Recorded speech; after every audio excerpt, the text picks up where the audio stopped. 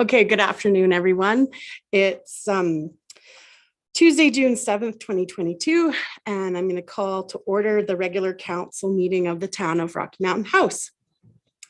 So it's rodeo week, and this week Rocky Mountain House celebrates the 48th annual Rocky Pro Rodeo, with events happening from Thursday through the 9th through Sunday the 12th. At 11 o'clock on Saturday, there's going to be a salute to frontline workers, and everyone is encouraged to dress Western all week. We're moving on to 2.1. The town of Rocky Mountain House wishes to acknowledge that the land on which we gather is Treaty 6 territory and a traditional meeting ground and home for many Indigenous peoples, including the Blackfoot, Cree, Saulteaux, Stoney, and Métis. Moving on, 3.1, to adopt the agenda for June 7th, 2022, and we have an addition. Councillor Phillips. Yes, I have an addition to go under new business, item 8.3, and I'll call it Alberta Municipalities Fall Convention resolution. Thank you very much. And Councillor All. I also have an addition to the agenda to go under 15, closed session.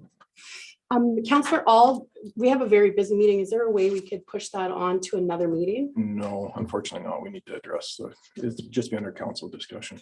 Okay, thank you very much. So we'll have a closed session today. And which part will it be pertaining to?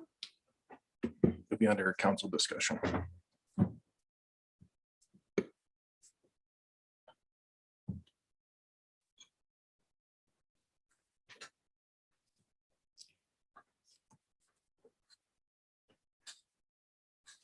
Thank you very much.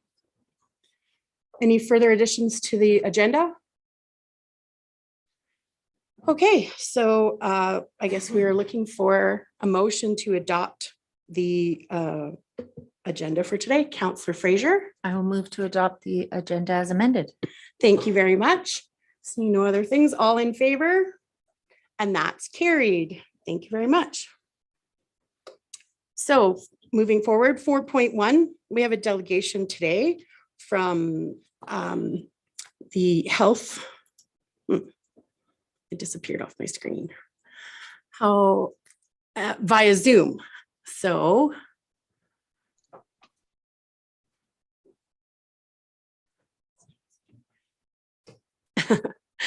good afternoon and welcome. Can you hear us okay? Yes, good afternoon. Thank you, Mayor Bish. Thank you very much. So we have a busy agenda, and I'm just going to remind you that we have just only 10 minutes for your presentation today. Thank you very much. So I'll get started right away then. Thanks, everybody. My name is Dr. Samantha Chuk. I am a fourth-year public health resident in Edmonton, and my faculty mentor is Dr. Foma Chibe at the University of Alberta. This project is funded by the Alberta Medical Association, MD Financial Management, and Scotiabank Healthcare Plus as part of the Emerging Leaders in Health Promotion Grant. It's called Humans of Rocky Mountain House, and I wanted to share a little bit about it with the council and seek any involvement that you would like to participate in the future. As a quick background, we'll just give you a little bit of information about where the project came from, why we chose Rocky Mountain House as the site, what we're doing currently, and then what our future steps are. So Humans of Rocky Mountain House is a local photography and story series aimed to increase local COVID-19 vaccine uptake, strengthen community cohesion, and highlight real COVID-19 pandemic experiences in a rural Alberta town.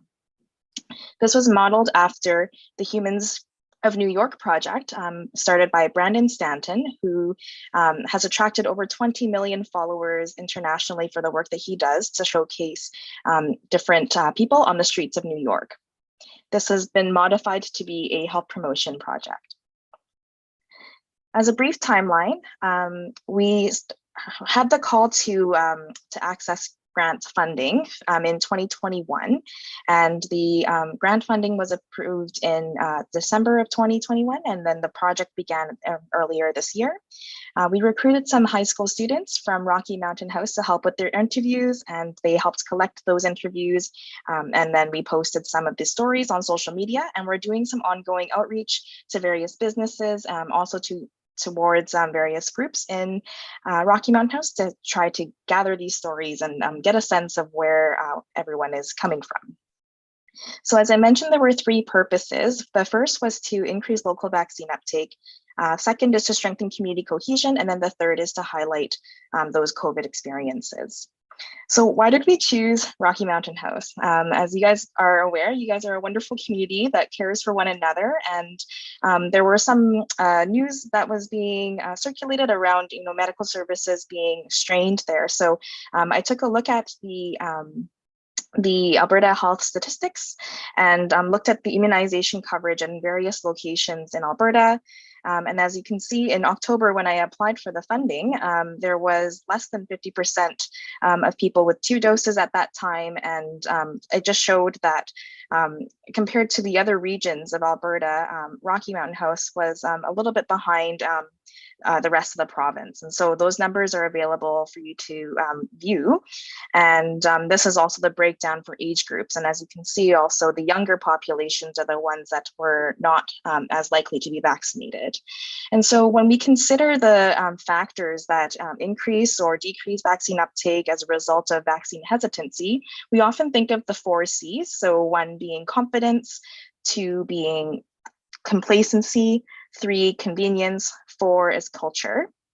And so with confidence, that's typically more common in the beginning of a rollout of a vaccine. So that's because people are trying to find out whether or not it has any side effects, what are the long-term effects, and they are a little bit more concerned around the effectiveness of a vaccine. And so that's where some hesitation comes from.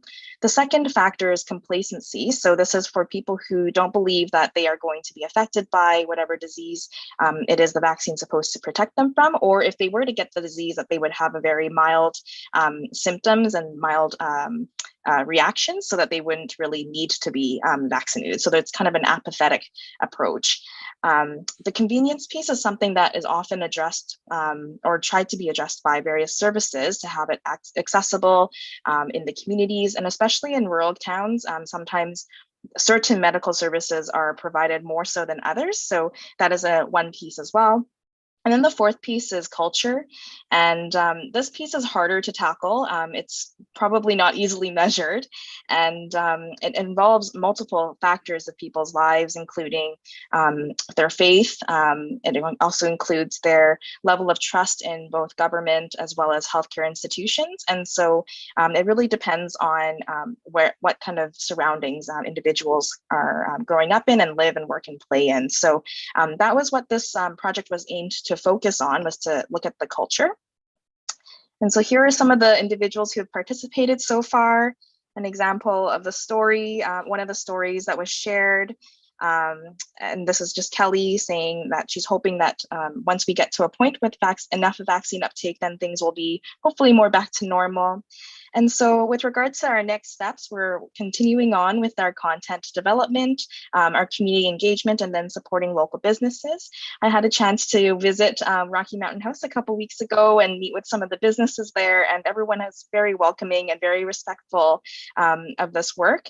And I had a chance also to use some of the funding to purchase some gift cards to support the local community businesses, and we'll be using it as a giveaway on our Instagram page to various people who follow this initiative, and be able to distribute that to support the local groups here as well. So this is our Instagram page, and feel free to follow us, and we'll continue to be making some posts of various stories. So I want to thank you again for your time. I know you have a very busy schedule today. So if you have any questions or comments regarding the project, feel free to reach us at humansofrocky@gmail.com, or you can follow us on Instagram at humansofrocky. So I'll stop sharing my presentation now, and I'm happy to take questions. Well, thank you very much for your presentation, Samantha. I really appreciate you taking the time, and I really like that you've involved local businesses. They're very important to our community. And just looking around the room, do we have any questions for Dr. Chuck today? Seeing no questions, do you want to have anything to add before we say good afternoon? Well, the only other thing I wanted to extend to you guys is an invitation to participate and be featured as in one of the stories. So if any of you want to participate in the stories, just feel free to reach out. I will be printing off a copy of all of the stories as a book, and I will be gifting it to the town of Rocky in the library as well as your council. Okay, well, thank you very much. And I appreciate your interest in our community. Have a great afternoon. Thank you. Bye-bye. Okay, moving forward, thank you very much. We're going to a delegation from West Fraser, and we have 3 gentlemen here today, Bob Jackal, Bruce Alexander, and Tom Daniels. And so thank you very much for coming. We'll have you can speak at the desk here. And Laura, as soon as Laura is moved, there's space for 2 of you, or you can slide a chair and or take turns at the speaker. And I'll just remind you now, while she's getting things ready, that this microphone speaker in front of you, there's a middle button for red. We'll turn the speaker on so that we can all hear you very clearly. And thank you very much for coming.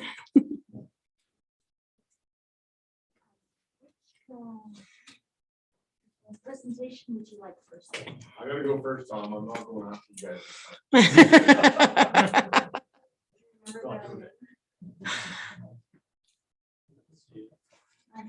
Presentation, Woods, and Yeah, exactly. Exactly.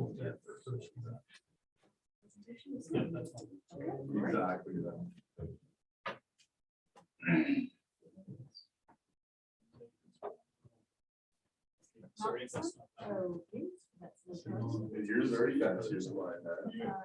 Stuff. It's not that I got my game. It wasn't mine, but I did mine when I was on COVID. Good. Anyways, thanks everybody. I'm going to remind you to Your worship. push your, oh, that's fine. Just turn your mic on. And you can stand up. That's fine. It'll catch you. Okay, no, that's okay. I'll sit down. I like tend to be too much for some people. So, your worship and honorable counselors, I'd like to thank you guys for giving us the opportunity to come and visit with you guys today and express to you guys how important the forest industry is. And I do like background music, so that's good. Yeah, you could pick a worse song, but that's okay. So anyways, yeah, no, I'd just like to thank you all for having us out today. We do like to come and talk to you guys and tell you, all the good things that we do within the community and how it helps forest in general and everything else. So anyways, I'm gonna have a short presentation. I'm the general manager at West Fraser LVL and Rocky Mountain House out by Strachan, formerly known as Sunpine.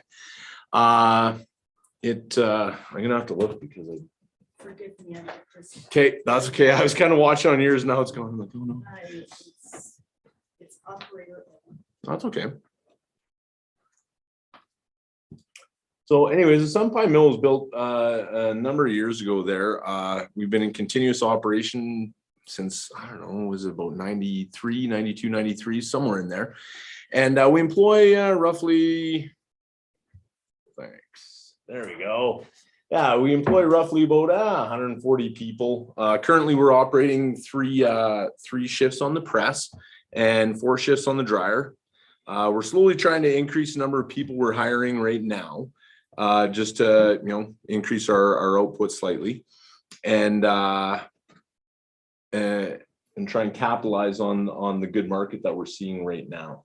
So yeah, like we've hired about 25 people in the last 14 months, and and we're still looking for more right now. So anyways, the LVL business continues to be very busy, and really don't see any changing in the foreseeable future, much like lumber and plywood and everything else in the industry, as you all know from going to the hardware store. It's not cheap right now. Some of our key metrics there, we just talk about some of our successes, things we share with our employees all the time. Safety is one of our number one things. So we talk about leading indicators as far as safety. We talk about production and operations within the plant. Some of the big things we've done is walkway and mobile pedestrian kind of separation, just to keep people away from the mobile equipment. And that's probably one of our biggest priorities in the last year and a half or so. Okay, successes in 2021. Well, West Fraser as a company and really as our operation, we had the safest year in at least the last 10 years. Capital projects, we did triple tipple, which is really just an operational thing at our place where we peel the veneer. We upgrade fuel pumps. We did improved one of our roads to improve the traffic flow to minimize interaction between other vehicles and log trucks, chip trucks, things of that nature. We did a computer upgrade for one of the areas of the plant and our walkways. Our walkways, we probably spent close to almost $300,000 last year. Man, I should have bought stocks in the concrete block business because man, we've got a sea of those going on out there. Okay, talk about hiring 25 people. And over the last 3 to 5 years, definitely diversity has been one of our increased focuses for everybody in any industry or any place that's hiring. COVID still remained a big thing for us last summer. We after Jason Kinney's open for summer plan, we had a pretty significant outbreak at the end of August and managed to navigate through. At one time, I think we had 16 people off. So it was a pretty significant event for us. And we made our way through it and the employees have stepped up and really helped us out. So, we found, and we're always looking for efficiencies within the process. I just mentioned down here, we found one, a log recovery improvement that improved it about 8%, which means we get more veneer out of every log we bring in, which is always the name of the game. So, and that makes better utilization of the resources that we're allowed to use. Challenges, COVID outbreak in August, September, we talked about that. That was right after the pony chuck wagons and the demo derby. We had 16 people off at one time. I got visited by public health, OH&S, couple other people, and we ended up on the COVID outbreak list for a while. But the government organizations were very helpful and very supportive for us, which was really good. They came to help, they didn't come to criticize. So that was really good.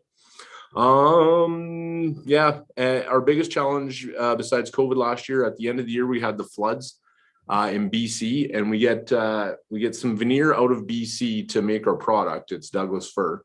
And with all the bridges and everything washed out, we weren't able to get any product for 6 weeks at all, and slow to ramp up since then. And we're still having issues with that as well. So we did take a number of days of downtime on the different parts of the plant because we didn't have enough material to run. So, and then the heat wave of the summer, it was really nice if you're able to go to the beach and the river last year. But I don't know. I spent over $1,300 on Gatorade and freezies for everybody because man, it's hot outside, and then inside the plant where we have things like ovens that dry veneer and make things hotter, it was even worse. So, 2022 supply chain issues, fuel prices, heating prices, computer parts and upgrades. You see it in trucks and stuff when you're trying to buy them. We see them in all of our boards and cards and stuff we need to run the plant.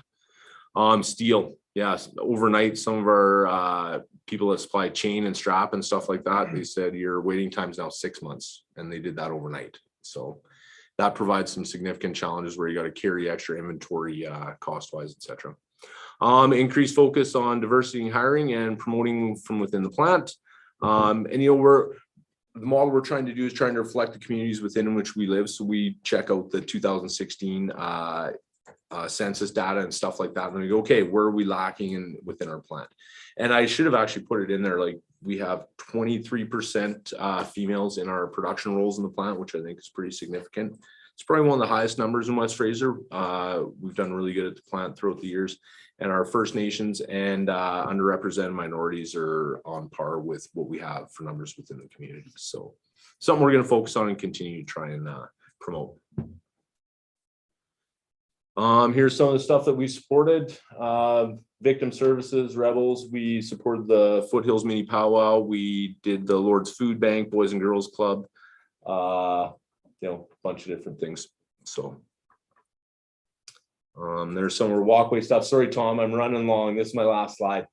Here's some of the walkway stuff that we've done within the plant. The pictures don't look nearly as good as they did when I took them. But anyways, the walkway used to look like we'd have to go out and walk in the area where the forklifts all drove. Now we go straight through all the way and stay behind the veneer piles, which is really good. It just, we didn't have an incident in our plant. That had an incident at another facility in West Fraser down the States. But, it's just trying to be proactive to ensure that we take the safety of everybody as primary. So anyways, yeah, that's all I got. Sorry, guys, I kind of talked longer than 5 minutes. Can I ask a question before you go there? Yes, ma'am. Bob. What qualifications are you looking for when you're hiring at the plant? Grade 12. Grade 12. Yep. So they don't need any first aid. You'll supply all their tickets once they get hired on. Yeah, we provide all the PPE except for steel-toed boots. And do you have summer students like under 18, or is it mostly over 18? Mostly over 18. Yeah, like 18 and over is where we hire. Okay, full time. Thank you very much. Yeah, no problem, What environmental improvements have you done? Like, do you do solar panels, or do you do we're currently right now the company West Fraser as a whole is starting to evaluate everybody's carbon footprint and seeing where there are opportunities for us to be able to capitalize on things, like either solar panels or wind, or just run a bit system improvements that will more efficiently utilize the energies that we have and reduce our overall footprint. So it is, a lot of it's going to end up being power things. Like for us, if you run better air compressors, you're going to use a heck of a lot of power, or a heck of a lot less power. We've also, over the last, even before it became really a trendy thing, we did a bunch of changeover of our lights from metal halide to LEDs. The metal halides would run about 450 watts, and you had to go up there every couple of years and change these lights. And then you had a metal halide light with mercury and other vapors and stuff in them that were horrific. And so really we would replace 3 metal halides with one LED light, which would pay for itself in less than a year. And it was just, we wanted to do that anyways, a lot to do with not having to put the guys up in the ceiling on a man lift, and some for the energy savings and environment stuff. So perfect. Thank you very much. Did anybody else have a question for, well, thank you very much. No problem, guys. Move to the next contestant. Good afternoon. I'm Bruce Alexander. I'm the general manager of Sundry Forest Products, and I appreciate the opportunity to come and speak to Rocky, because the Sundry operation is kind of directly linked with the LVL through Tom and the Woodlands Group. They supply fiber to both facilities, and the Sundry operation is unique in the sense that we're both a sawmill, conventional sawmill, and the only treating plant within West Fraser. So most of the treated wood product that you see in Western Canada likely comes through that facility as well. We're about 240 employees between those two divisions.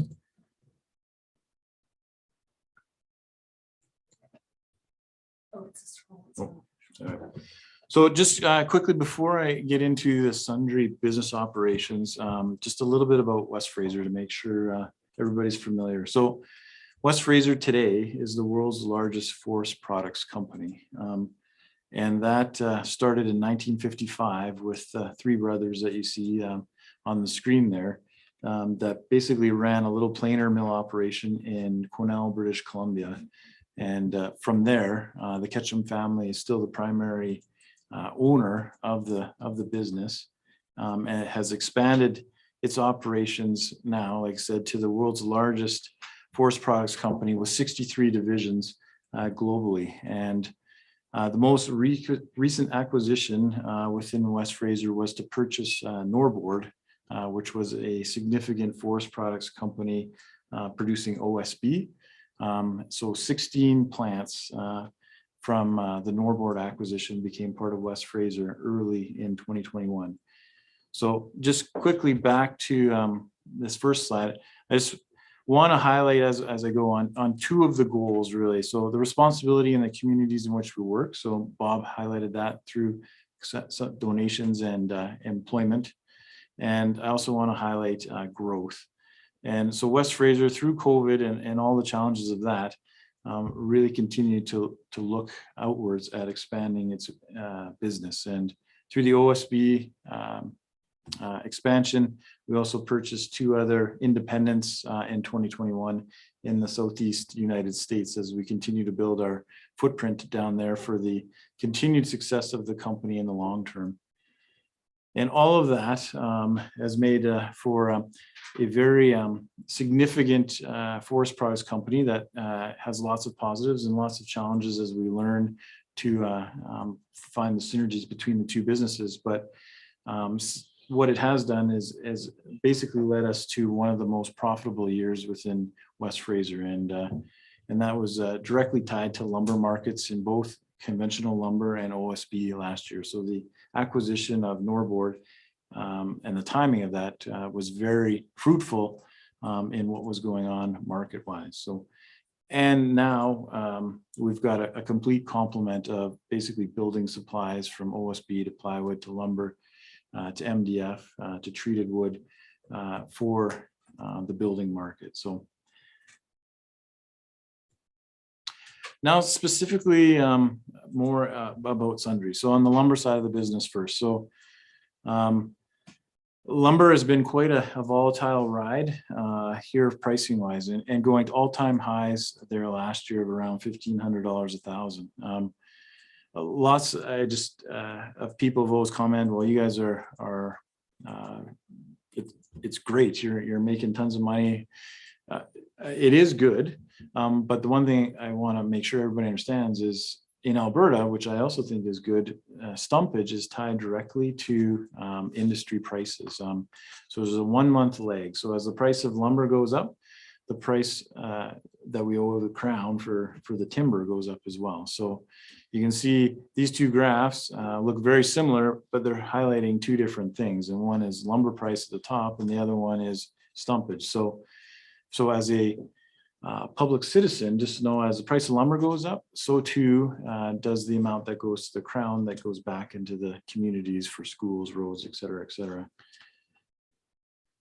In 2022 here, we've had quite a challenge business-wise, like I think many of you can attest. So transportation has really been a challenge, and the lack of transportation specifically. And as such, our inventories and shipments have been challenged to the point where our inventories have been growing based on the fact that we can't ship to market. So even though prices are high, transportation just wasn't there. And that's due to the floods that Bob was talking about, ports that have been backed up, just basically the industry losing truck drivers through COVID and different things like that.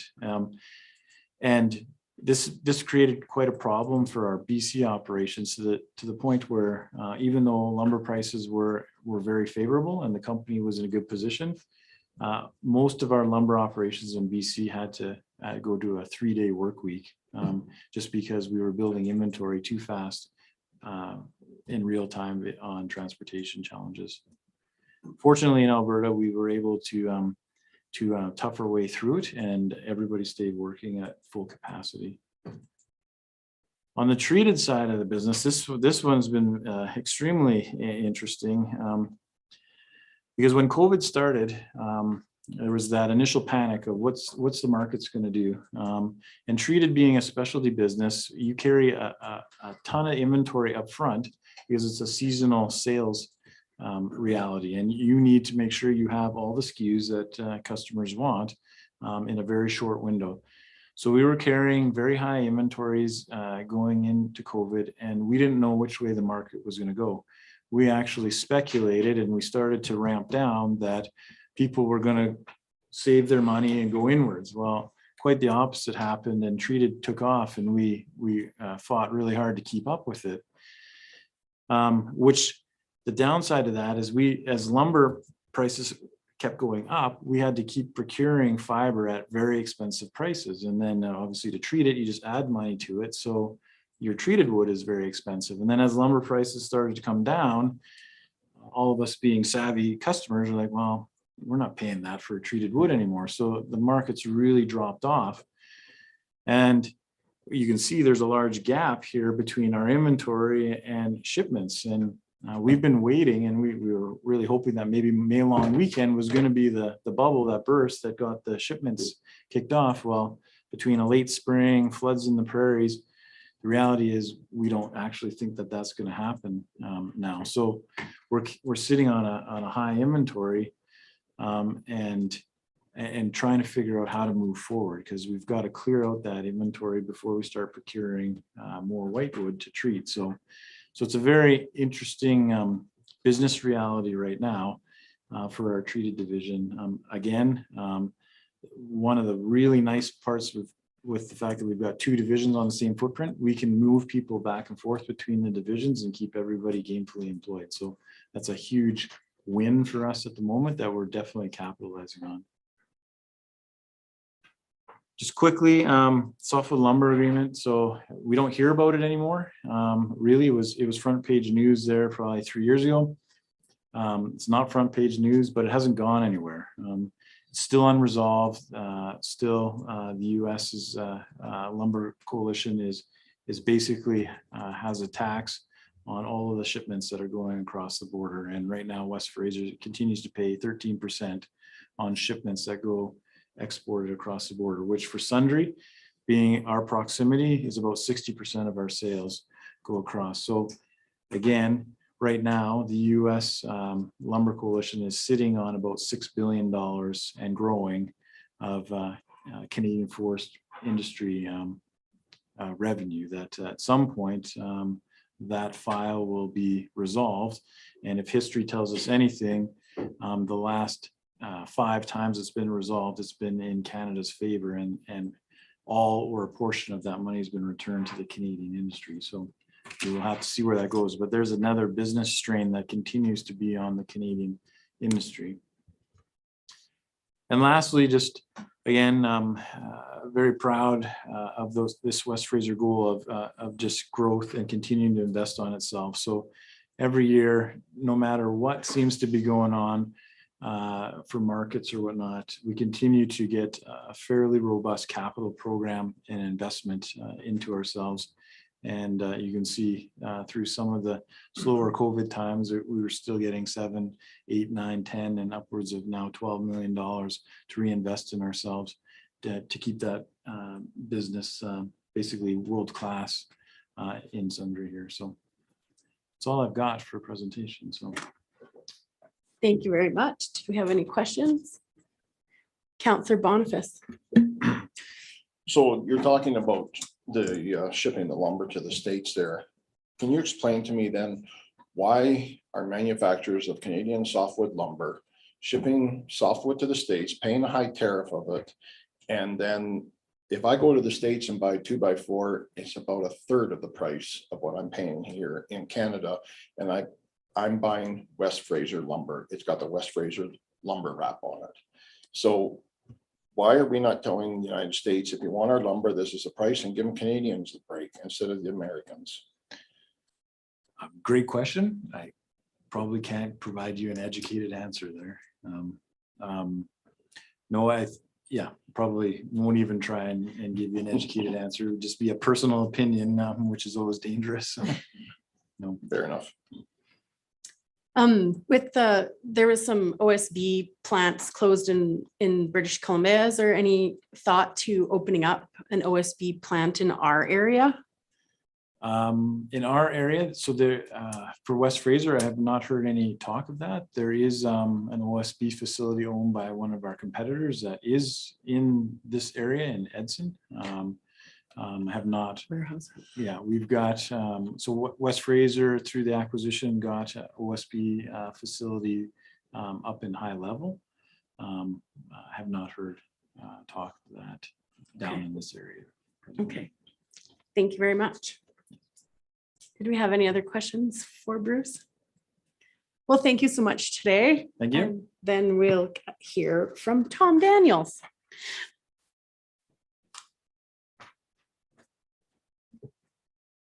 So I cover off our woods group, and I'm just going to give you a bit of a presentation of what the woods group does. Just wait for the presentation to come up.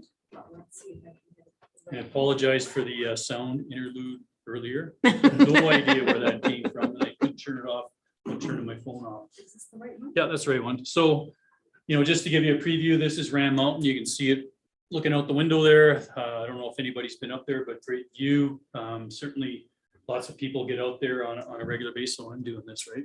You sure? Okay, so we have a forest management agreement area. So that's the area in green. Basically what that is, that's an area of about 550,000 hectares.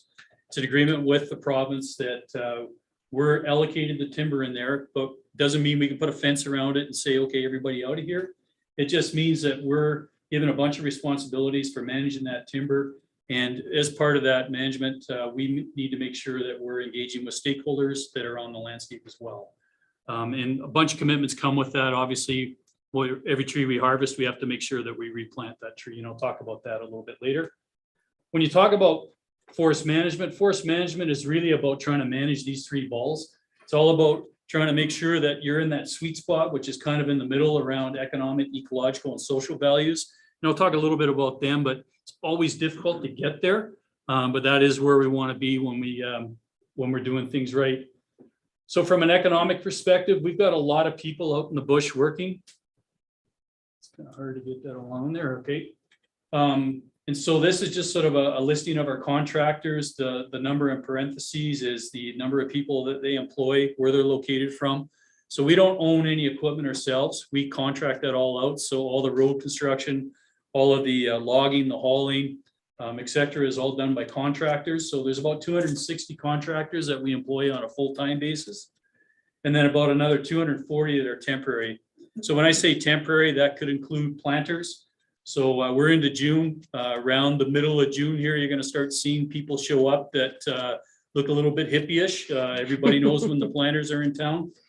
And we employ about 120 of them. And so in the next 6 weeks, starting around 1st of July, they're going to be planting 6.4 million seedlings on that landscape out there. When you look at our total costs and so on, annual payroll going out to different contractors and so on is in excess of $95 million a year. It's all money that's being kept here in the community, being spent on other things. Our capital road program just this year alone is $7 million. So that's just for us to get access to our various cut blocks and so on. And so we're going to be building around 100 kilometers of permanent road this year. We've already started in January. I want to say that things have changed a lot from this. This is the view that David Suzuki and others will believe is currently happening with forestry. It's totally different than that. I can guarantee you that. This was very much the cut and run mentality. You cut a bunch of trees, you set up your sawmill, then you put everybody in a train and you move them on or into wagons, whatever it is. And I look at that and I go, oh man, look at all the fiber they left there on the ground. They just took the best stuff and they left all the other stuff. And they had no thought about sustainability. There was no replanting of trees and so on. It was basically there's more timber on the next hill. Let's just go get that. So I just say things have changed a lot. What hasn't changed in the forest is this. This happens regularly in the forest, but the difference is this is the big change.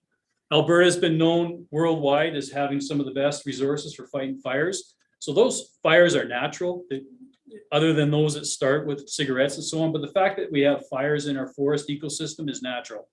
What we've done since the 1950s, we pretty much excluded fire from happening. So now we got forests that are just getting older. And now that just perpetuates that whole feeling that old forests are good and so on. I'm going to hopefully change your mind about that. And what we really need is we need to have a forest out there that has an ecosystem that's got young forests, middle-aged forests, and old forests. That is the best forest out there. If we don't have fire out there because we keep fighting it, How are we going to get that change? How are we going to make forests young?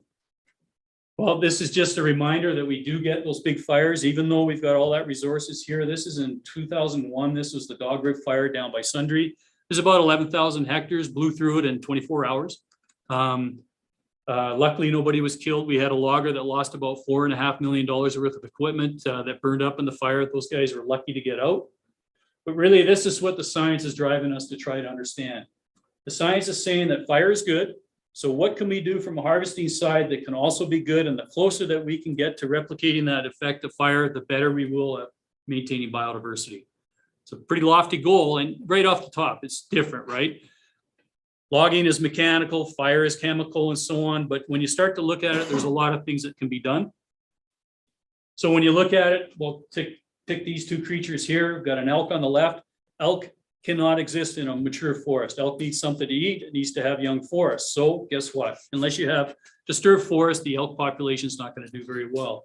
When you look at pine marten goes after squirrels. Squirrels feed on cones, so you need to have mature trees. So if you pick two species like that, you got one species that requires young forest, you got another species that requires old forest, and then you look at every other species that lives out there, including the plants and so on. So you're trying to make a forest that's going to be able to fit each one of those in time. Grizzly bears, you know, it wasn't too long ago, and you still see it on a few environmental sites, that they're going to talk about how grizzly bears are going to be lost off the landscape because they need old growth forests, and we're destroying old growth forests. Well, that couldn't be further from the truth. So this is probably the species, and it's unfortunate that we spent more money studying as an industry than any other species in North America. $21 million was spent studying grizzly bears. You know what we found out? Found out that grizzly bears love cut blocks. They love disturbed areas. What they avoid is they avoid old growth forests. We also found that grizzly bears, unfortunately, get killed when they're close to roads because we got people out there that don't like grizzly bears and they shoot the bears. It has nothing to do with our activities, but we get pegged because we're building roads. So now the public's going in there. We think an easier solution is let's just manage the public or those people that are shooting the bears instead of trying to say, well, don't build roads, because roads have a bunch of other benefits other than just having an impact potentially for those that want to do bad things. Water is always a big issue. People will talk about, well, the flooding that occurred here, that's because of all the clear cutting that went upstream. That's not the case. And I don't have the information here, but I can tell you right now that the research is really clear on that. But you'll hear it all the time. 2013, when we had the big floods, politicians were out saying, well, it's all the clear cutting going on. That's what caused it. Not the truth. The other side of it is you'll hear about how clear cutting is going to cause all kinds of problems with sedimentation in the water. Well, there's studies that are being done, and there's one that's in the southern Alberta, in the southeast part, in the Crow's Nest Pass, that actually found that the impact from harvesting on water, the water quality improved. They don't understand how that could happen, but the water quality actually improved after harvesting. I could not tell you that as a professional forester, whatever happened there, but what I can tell you is that the water quality did not go down. The last thing you want as a municipality here is to have a huge fire upstream because your water treatment costs are going to go through the roof, and that's exactly what happened in Fort McMurray. When you talk about carbon, and you asked the question earlier about solar panels and so on, from a forestry, from a logging perspective, it's good news. Basically, what we're doing is replacing old trees that do not do much for pulling carbon out of the atmosphere because they're growing so slowly, with young trees that pull the carbon out at a faster rate. Then we bring that lumber in, and that lumber goes into a wall in a home, and basically you store that carbon. So it's a good news story from a carbon perspective. The one thing that we're looking at as a company, maybe going to biodiesel for our equipment until some other alternative fuel comes up where we can reduce our footprint there. So is there a solution? I think we need to rethink the application of forest management. Lots of people are saying we need to exclude it out of a bunch of areas because it's not good. Well, that's not true. It's a renewable resource. It can be properly managed.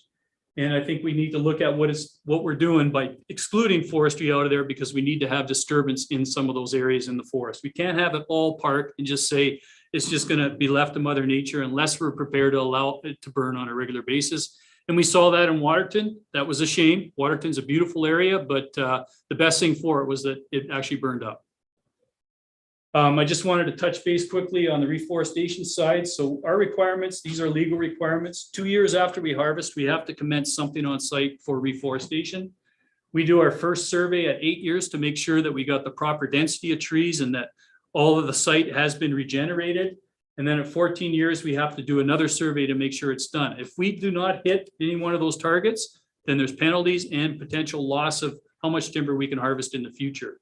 And the last thing we want is to be shut down from having ability to harvest at the levels we are now. And just to give you a metric, 130 million seedlings have been planted since 1987 from the old Sunpine days, if people remember that company.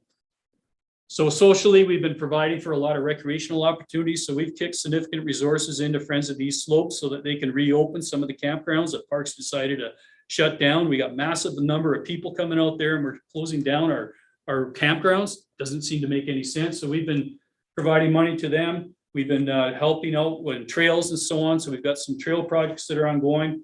We're hoping to make an announcement, a fairly significant announcement for Nordic coming up here. And part of the social is engaging and consulting with the public. And we try to do that meaningful, but to be quite honest, we hold open houses every year. And success is if we get one person through the door. We don't typically get people come through the door. And so how else are we supposed to engage with public? We talk about social media and so on. So we're exploring those ways, but it's really difficult when you don't hear from anybody. This doesn't show up really well, but this area here, this is what's known as the Bighorn Backcountry area. And then you got National Park over here. So if you look at this area, I think we got a pretty good balance when you look at what's industrial type forestry. You go into the Bighorn Backcountry area, there's not allowed any commercial forestry, but we are talking about maybe needing to get in there to reduce some of the fire hazard. And certainly we've got people asking us to come in there, some of the user groups. And then you got the park, which if, you know, again, if you want to go mountain biking and you don't want to see any industrial activity, there's a place for you to go. Or if you're okay with industrial activity, you also got a place to go. So I'm going to end with this slide here. Anybody want to tell me what road that is? You've all been on it. Highway 11. Pardon me? Highway 11. Yeah. I was gonna say Yeah, that too. no, actually, this is the jewel of Calgary, the place that Calgary wants to protect so bad. This is Kananaskis country. This is Highway 40 in about the early 30s. And people talk about the pristine forest and how it's all beautiful, pristine forest and so on. Well, guess what? It burnt and it was logged. But what you see there is basically a regenerative forest, thank you, by the forest industry. And people want to protect it now. So I'll leave it with that. Thanks. I have a question. Sure. Lots of times it comes up. Have you done any studies on wind like you've done on water? Because that seems to come up pretty often. The Yeah, same as I hear it from my neighbors. I live on a farm and my neighbors are always telling me about how it's windier and it's all because of the cut blocks out there and so on. The only studies that I've seen show that there is no correlation between clear cutting and the wind that comes out. And that's all I can tell you. I haven't really investigated it much because I stopped there because there was no correlation. I haven't seen any studies on that. Thank you very much. You bet. Councillor Phillips. Not really a question, just more of an observation. Thanks, Bob, Bruce, and Tom for coming and doing this presentation. And West Fraser is a strong corporate partner in the area. And I just wanted to thank you for your partnership, your community engagement, and your leadership in environmental sustainability. It's very good to see. Thank you. Yeah, thanks, Mike. Councillor Boniface, did you have another question? No. Well, I'd like to say again, thank you very much for coming. I appreciate all the information.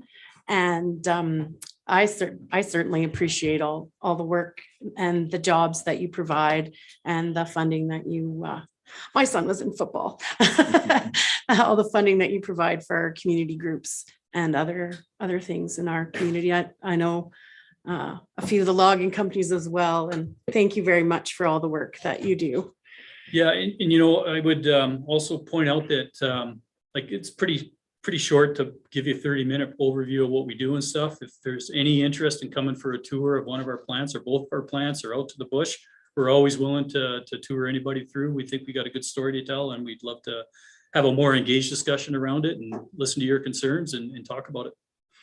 Oh, perfect. Thank you very much. Okay. And have your contact number now. So Yeah, you bet. thank you again for coming. I really appreciate it. Have a great afternoon.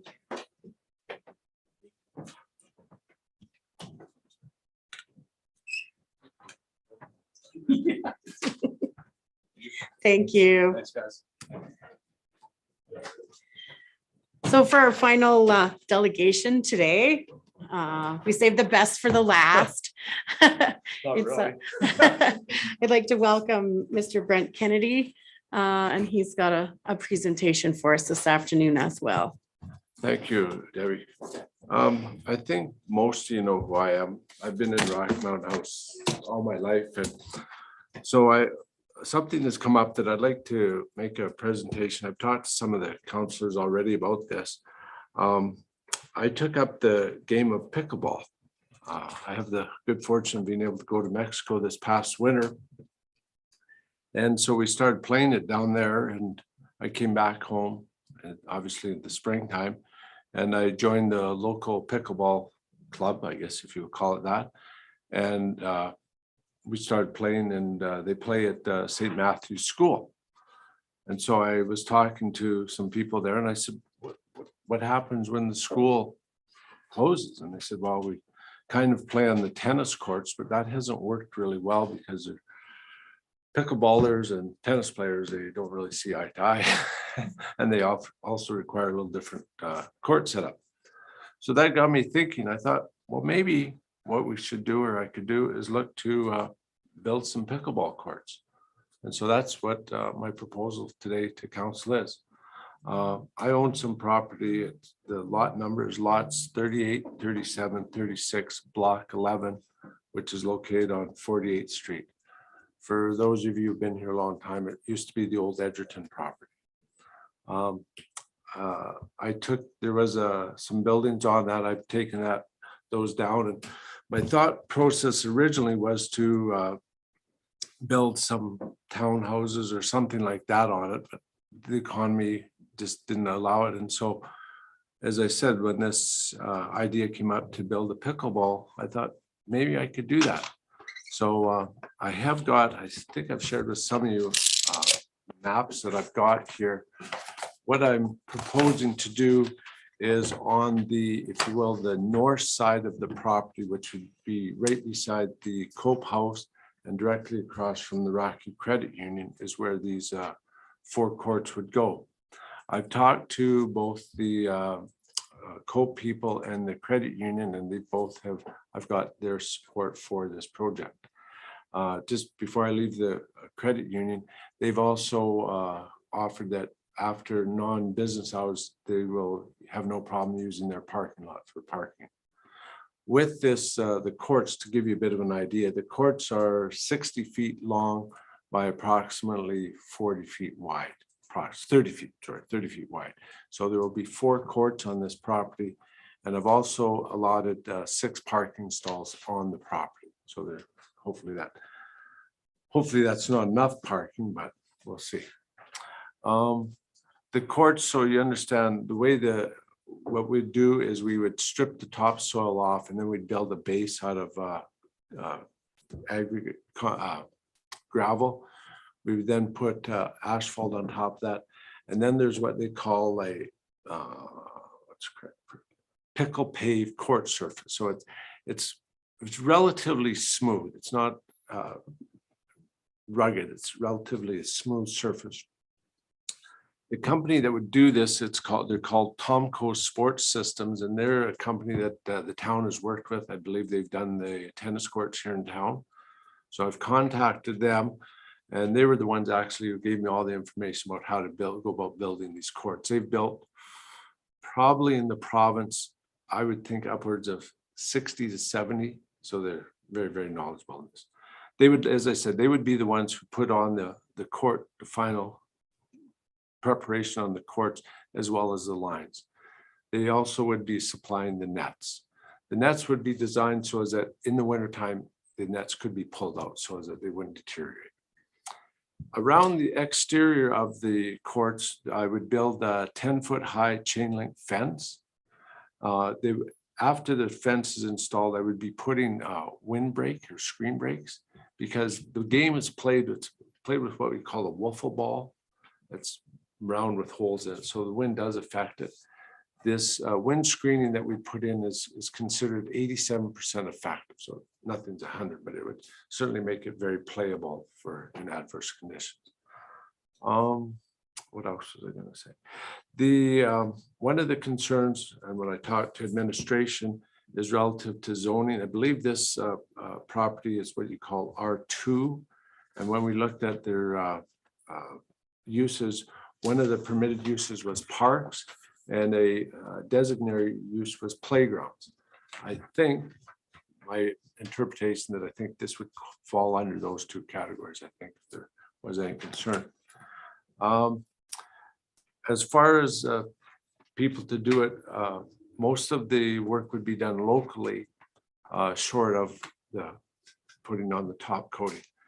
The company that would be doing most of the prep work is Paderni's, and timing is kind of a concern because, as the town knows, you use pavers. Paderni's does have a paving crew that's going to be here in August.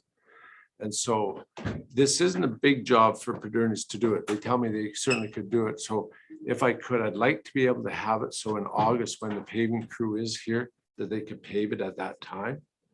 I've arranged with Tomco Sports. I've tentatively booked with them, if I meet with your approval, that they would look to hopefully finish off in the late August, early September timeframe. I think that's. Did you want to about it. talk about your storage building and the maintenance? Oh, yeah. So I talked with the administration a little bit about that. The one other thing I forgot is I would also be putting on a portable toilet or facility. I've contacted that company. As the Sunpine people allude to, the problem there is to get a new one. It's going to take about 13 months, but I've already arranged with another company so they would supply one in the interim till the new one comes, just supply issues. Relative to the storage of the nets, I thought about putting something on site, but administration, they didn't think that was really such a good idea. So we might have to store it somewhere else. I don't know where. I'm sure you've got lots of room somewhere. The one other thing to consider is I've also want to put some benches just so people can sit while they're not participating. I think that's really about it. It's just open the floor up to any questions or concerns you might have. Councillor Phillips. So I again, I just want to say thank you for coming up with this initiative. It's great to see, private citizens come forward with ideas that will help to enhance the town. So thank you very much. And pickleball, I have played pickleball. It's quite fun. It's a sport that you can play from 10 years old to 90 years old. So if we're looking at keeping a healthy seniors population, this is an activity that will allow seniors to play well into their 80s, 90s. It's a sport for all ages. So I think this is a Very good much thing. so. I guess, like I said, I was exposed to it in Mexico. The average age there would probably be north of 65 years old. For those of you who've never played it, it is very much a social game. Though usually it is you and a partner playing somebody else. The game is to 11. The game ends and you leave the court and you put your paddles down the floor and you go play the next game with 3 different people. You can obviously, there is leagues and whatnot and much higher levels. And maybe in time that might develop in Rocky. I don't see that in the foreseeable future. Just based on the local club here, it is made up of, I guess, in all honesty, people over 40. And it's just as something to do. It's just another activity. I think that one of the things that I think Rocky's done a very good job on is making amenities available to the general public. And I think this is just another one of those things. It's my perception that I think the town is, I don't know how to say this delicately, but they don't have the funds to do it. And so I took it, I said, hey, if I want this done, I'd be prepared to do it. And that's what I would do, is I would develop this and then I would turn it over to the town. That's my long-term goal and plan with it. Thank you very much. I'll go to Councillor Fraser first. I have read through the agreement and I just wanted to clarify, so you're going to develop it and then the entire thing, including the land, will be turned over to the town, so it will belong to the town at that point? Yes. Thank you. Merry Christmas. Well, I guess as my opening comments, I've lived here all my life. Rocky Mountain House has been very good to me and my family. And I guess it's just a little way to give something back to the community. You know, that's basically how I take it. Councillor Phillips had one more thing to say. Just again, thank you for, for coming up with this idea and presenting it. It's a unique opportunity to have something offered. It's as opposed to always being asked for money. So thank you. My only question is, I read through the agreement and I just want to clarify that I know that it will be handed to the town to operate ongoing. I just wanted to make sure that the initial building construction would be of a quality that will last and it doesn't have to be replaced in 5 years. Yeah, so that's a really good question. So like I said, Tomco Sports was the company that I contacted. And so everything relative to the construction of it is based on what they recommended for construction. As I said, I went to Paderni's. The town has used them as much as probably anybody. And so I guess just based strictly on their reputation, they said, yeah, we can do this really quick for you. It's not a very big project when you think of what the road construction and whatnot that they've done. So, so just based on that, and like I said, Tomco Sports is when I've talked to them about 3 or 4 times. It's not a concern at all as far as this is what they do, and it's the surface that we are going with. It is designed for the. This is not in the materials that I've asked for, the fencing, the windscreen, all those I specifically asked for longevity. Obviously, whenever you expose something to Mother Nature, it will wear in time. One of the other things in the agreement that you see, if you've read through it, I'm prepared to donate an additional $500 a year to the maintenance of the program. I really don't think there's going to be a lot there. I don't see any real grass cutting. The thing I see maybe is obviously is cleaning out the porta pot. I think that's about it. The gentleman tells me, says he thinks that they should probably get at least 8 to 10 years on the lines based on the material that they would use. And that's the netting, I think I don't know how long that should last, but it seems to me if it was taken out in the fall, it should last for a number of years because it is a very heavy duty. I've specifically asked for that heavy duty netting for that. The windscreen, that's the one that they've used. Jonathan's gentleman, he said, this is the one we've used. He said, we've used it now in Red Deer. He said, it's been there over 8 years and we've had no problems with it. So it's based on, like I said, I don't mean to tell you that Tomco is this end all to be all, but they were, like I said, pretty much all the research I did, they were the ones that were considered the best in the industry to do this. And like I said, that the town has used them in the past as well. Well, thank you very much. If there's, I'm sorry, Councillor Hutchinson, and then I just wanted to comment that when we were doing our research for the Masters Games, and Tomco came highly recommended for what we needed for the games from a number of different pickleball groups around the province. So just to kind of reinforce that. Thank you very much, Councillor Hutchinson. Councillor Fraser, did you have one more thing? Yes, I just, the phrase in perpetuity gets used a lot in the agreement. And so, and one of them is that it will forever be a pickleball court. And I wonder if that fetters us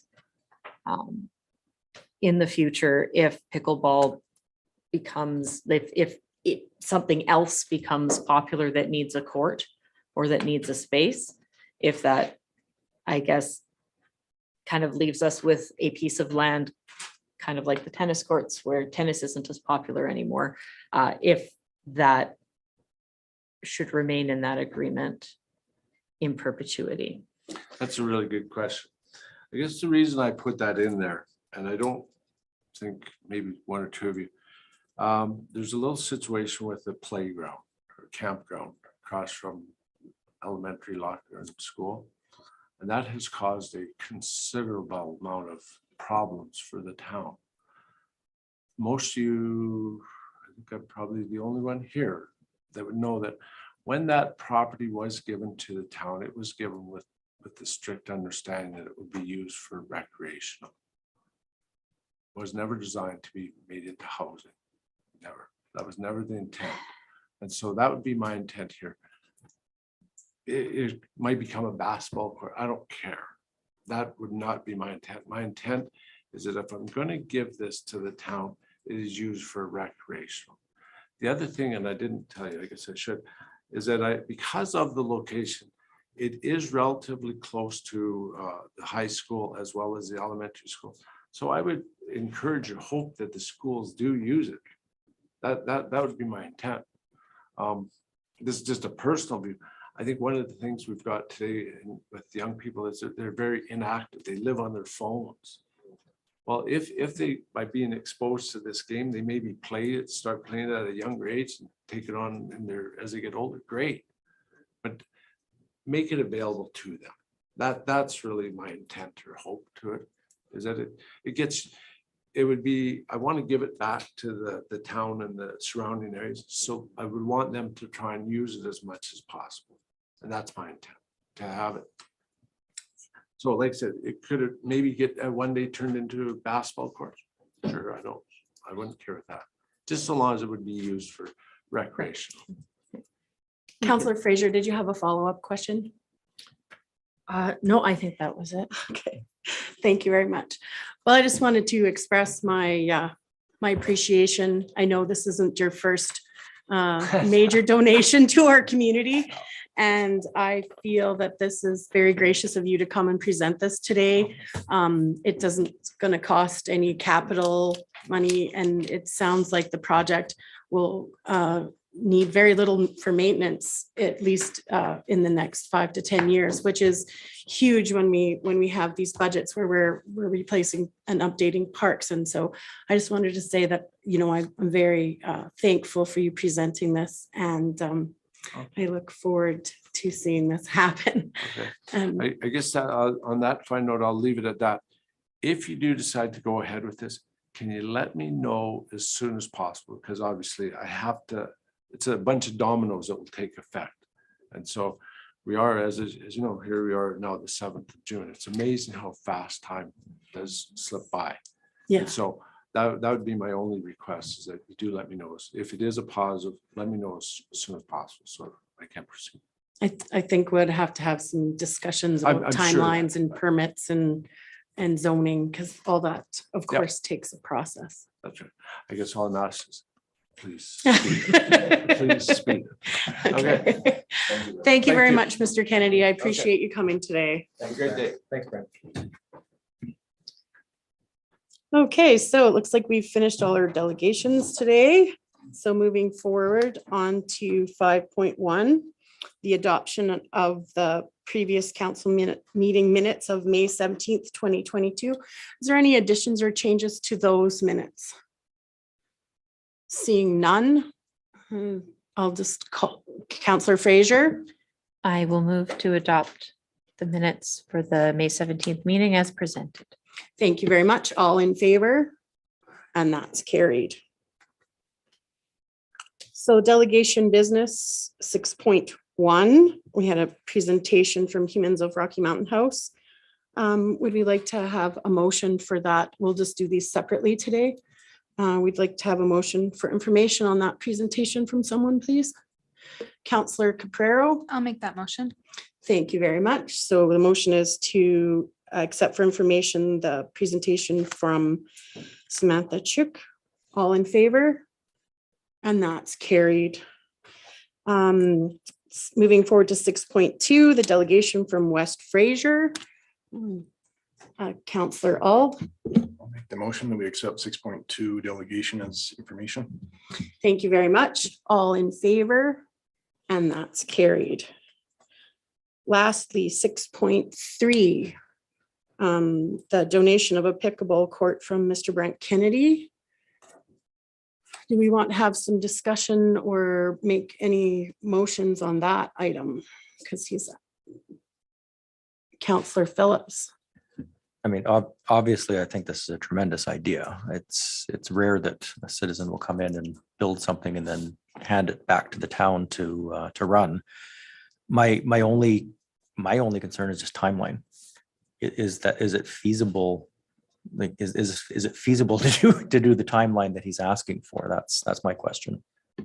Yeah, so, Your Worship, I mean, the administration obviously has had discussions on the proposal.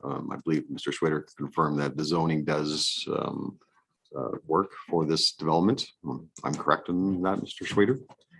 The zoning? Let's wait till you can get to the mic. Good afternoon, Council and Mayor. Just in regards to, it is a discretionary use in our land use bylaw under culture and recreation. Our definition for culture and recreation means a development that includes but is not limited to services such as libraries, arenas, tennis courts, museums, galleries, pools, and other indoor and outdoor recreation facilities. So it's a discretionary use within that district. Ideally, it's a discretionary use, so you're bringing something new to the neighborhood. As far as we'd have to go through subdivision because he wants to subdivide 3 lots off of his 8 lots. So there's a subdivision process we'd have to go through. I would recommend that we notify, I know he's contacted Rocky Support Services and the Rocky Credit Union, but there's also residents within the area as well that should be notified and at least give their input in regards to this use within this district. Are all those lots titled as one lot right now? Presently they are. Oh, so you need Red planning to divide it? Yeah. So, and it usually takes 3 to 4 weeks for that. Okay. But then also, we would have to post that and people would have the opportunity to express their opinion in regards to that use within that district. So, is it attainable? Sure, like by August, but we would have to start it right away in regards to the subdivision and the process. Okay. Yeah, and administration would also need to sit with Mr. Kennedy and just kind of tweak this agreement. I mean, the questions of council are actually everything I have highlighted in the agreement. I mean, like the clarification is the land being transferred to us or not. It's not really clear in the agreement. It's, but apparently it is. So we would just want that clarified in the agreement. The idea of perpetuality is obviously another one. I mean, but that can be handled and explained to Mr. Kennedy that when we subdivide, we can actually put a land designation on it as municipal reserve, which actually puts it right on title that it's recreational land. And then if council in the future ever decides to take it out of recreational land, there is a significant public process for that. So that would cover that clause too. But I think we just like to tweak the agreement with Mr. Kennedy to make sure it's clear. Administration should be providing council with our anticipated operating costs, so council's aware of that also. Like Mr. Kennedy said, it's not significant. I mean, it's like maintaining the tennis courts, and probably the highest cost, as Mr. Kennedy said, would be actually maintaining the washroom, because we know what we go through now with the washrooms on the trail and vandalism and so forth. So we could bring those costings back to council June 21st, I'm sure. I'll do Mr. Schrader, and then they might answer. Just in comment regarding costs. I know in the agreement, he wants us to look after the subdivision costs, which is minimal, but that was part of the agreement as far as us looking after the subdivision costs with PCPS. And that's normally just. It's about $1,200. Thank you. Councillor Auld had a question. Doesn't say in the agreement, but what type of washroom facilities was he looking to put in there after the temporary ones? Was it tied into water and sewer, or was it just no, it was more or less a porta potty or a portable bathroom. He talked about contacting a company for a porta potty, but whether that was more of a permanent structure. So he was going to purchase a porta potty rather than rent one, was my understanding. Oh, that he was going to purchase a new porta potty, as opposed to where you pay a rental fee, which and would then make it would sense. be a thing there, because then, of course, that's a cost reduction. I think it's a cost reduction for everyone, Right. you know, to not have to maintain a, you know. Counselor, all did you have? Was that? No, it didn't answer my question. I'd still like to know if it's just a blue oil boss porta potty or if it is an actual.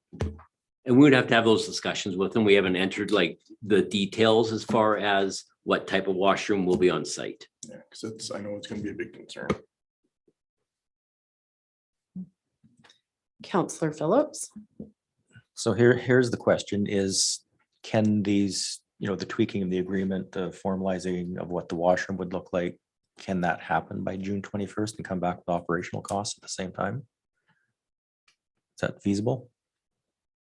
Yep, so your worship, I'm sure we can pull that together by June 21st. Considering I'm on vacation, I can delegate it down and I'm sure it's gonna happen. I would like, you know, if we can answer these questions, obviously time is of the essence to do any type of building construction this year. So it'd be nice to be able to make a It's not decision. significant work for administration. I mean, we can take the maintenance cost for the tennis courts and basically apply it to here.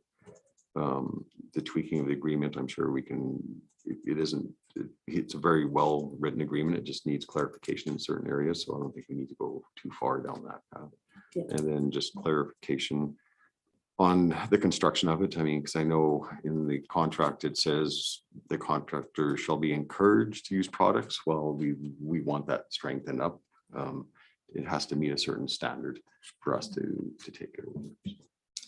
And we are already using porta potties in a number of other recreation areas. So it's not like it's going to be unusual to see a porta potty, say at the community center by the spray parks or at the football field where the running track is and other areas in town. I know Mr. Mantier, he provided some costs in regards to what it costs at the spray park in regards to a 4-month, 5-month use. So that we can kind of base it on that in regards to servicing that portable potty. I did supply some shielding, I guess, that other communities have done in regards to metal, kind of you decorate them with scenery or whatever, and it kind of hides the actual blue or green porta potty from 3 sides. Like do a wrap. Yeah, and I also it puts metal across the bottom and top, so you're unable to tip them as well.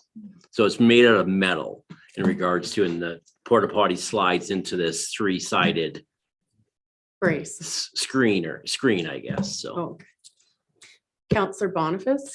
The company, And then Counselor Fraser. I'm sorry, the Counselor company Fraser. that he's talking about, they make a trailer mounted system that has like, the men's has 2 stalls, the women's has 2 stalls. They actually have a basin to wash your hands and that kind of thing. And they're, you can either permanently mount them on the ground because they're sitting on metal I-beams, or you can have them on a trailer mount. Oh, So okay. that's a company, but they make other types too, but they do make that.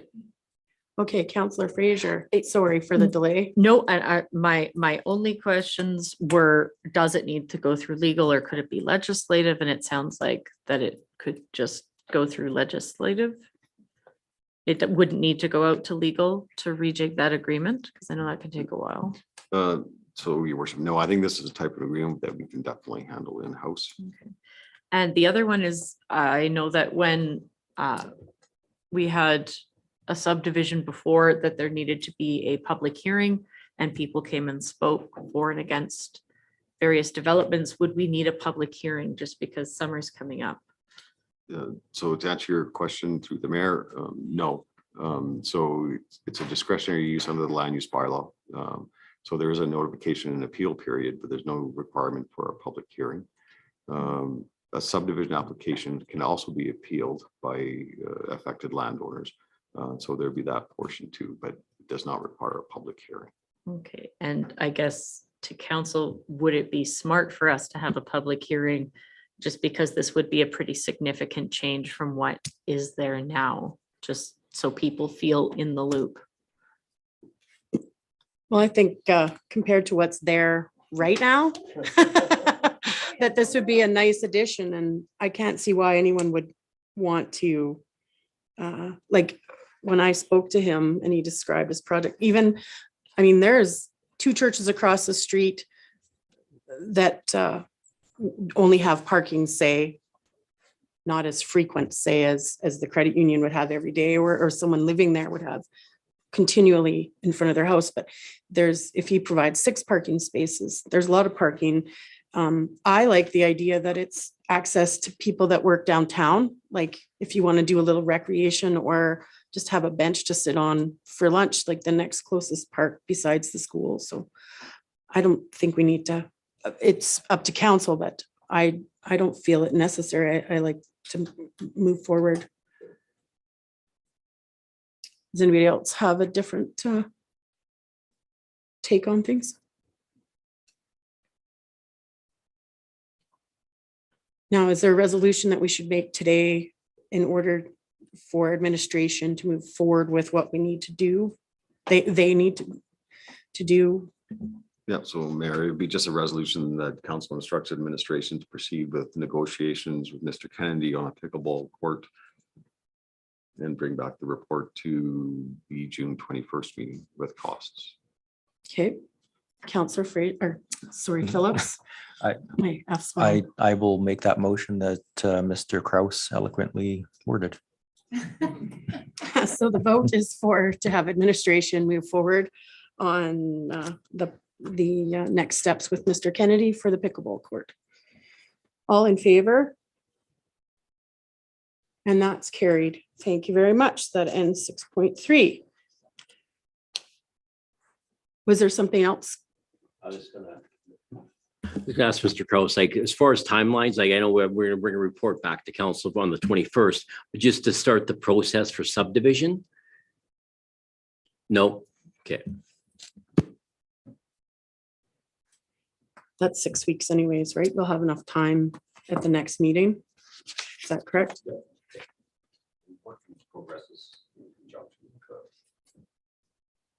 Application for subdivision being in place. I'm sorry. Work can still progress with a subdivision application being in place. Okay. So like they can work in unison. Perfect. Thank you very much. So moving forward to 7.1 old business, the RFD for anti-racial discrimination and anti-racism policy. And actually, before we move to that new agenda item, why don't we, because it's been a long afternoon already, why don't we take a 5-minute break and begin again at 2:30?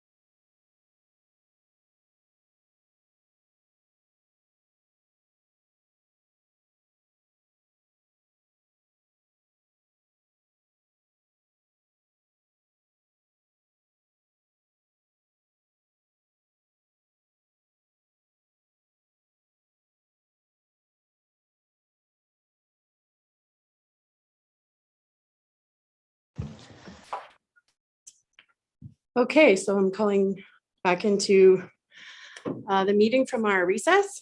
And we are going to continue to start with 7.1, an RFD for anti-racial discrimination and anti-racism policy.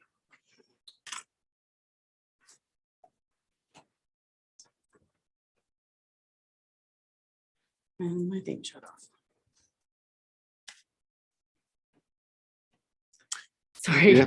Mr. Kraus. Yeah, thank you, Your Worship. So on May 3rd, Council asked administration to draft a policy that for hate symbols and anti-discrimination. So administration took that direction and we reviewed our current anti-racial discrimination and anti-racism policy and determined that we could probably revise that policy to reach council's goals of a policy. So that is what administration did. So I could just go quickly through the policy. The policy and council's agenda, the changes to the existing policy are in red. Okay. So in section 2.1, we added as well as any individual on public property, because the current policy just obviously applies to staff and our contractors and so forth. So this includes the public members that are in our facilities. Thank you. So we defined public property in section 3.13, which is town facilities, parks, and playgrounds. Normally, the definition of a public property includes roads and so forth, but we would not be able to enforce this policy someone driving down the street, for example. So What about on sidewalks, though? then you're getting into this isn't really an enforcement policy, it's a policy, it's not a bylaw. Right. So on a sidewalk, no, we cannot do anything. Okay. So even through this policy, reading through it, the only type of enforcement action we can take is actually banning them from our facility. Okay. If they did not cooperate. So we added a definition of symbols of hate. And this is actually right out of the draft bill 21 for the criminal code, the federal government. So we're matching that. So in section 4.1, we've added on to that. So this one talks about council members, and we just added this saying, or be associated with wearing or displaying a symbol of hate. And then this In 4.1A? Yes. Okay. And then in 4.2B, it's the same thing and it applies to our management staff.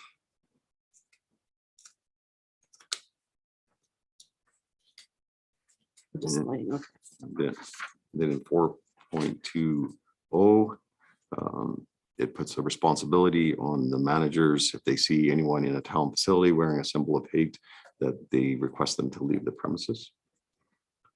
4.3E, it also now applies to all employees. Or A, and then E is the employees are required to ask them to leave the premises also. I have a quick question. If a business has the same issue, would they be able to use this No, policy to, they can just ask them to leave because it's their business? yes. Okay. Thank So, you. Then we added section 6.3. In the case of a public member, they can be suspended from a town facility if they refuse to comply with their request to leave wearing a hate symbol. And also that if it does become a little out of control, that the RCMP can be called in.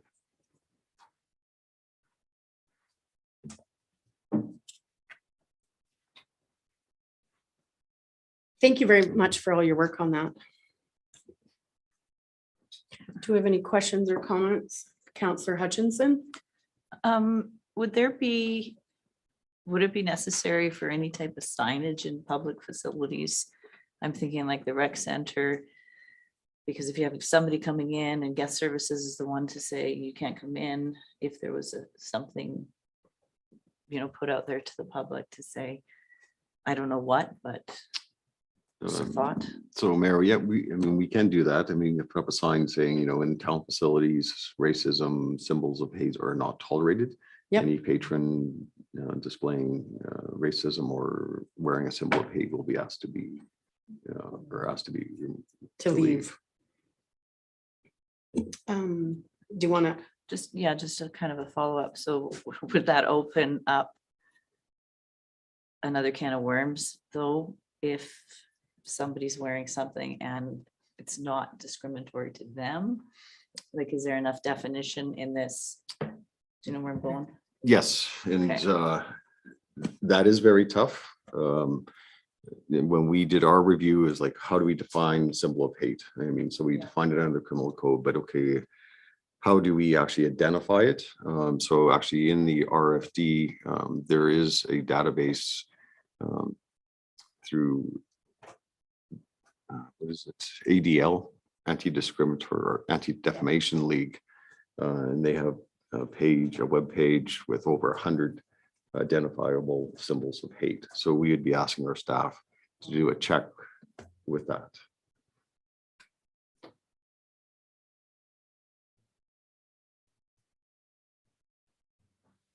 Is there any other questions pertaining to this policy?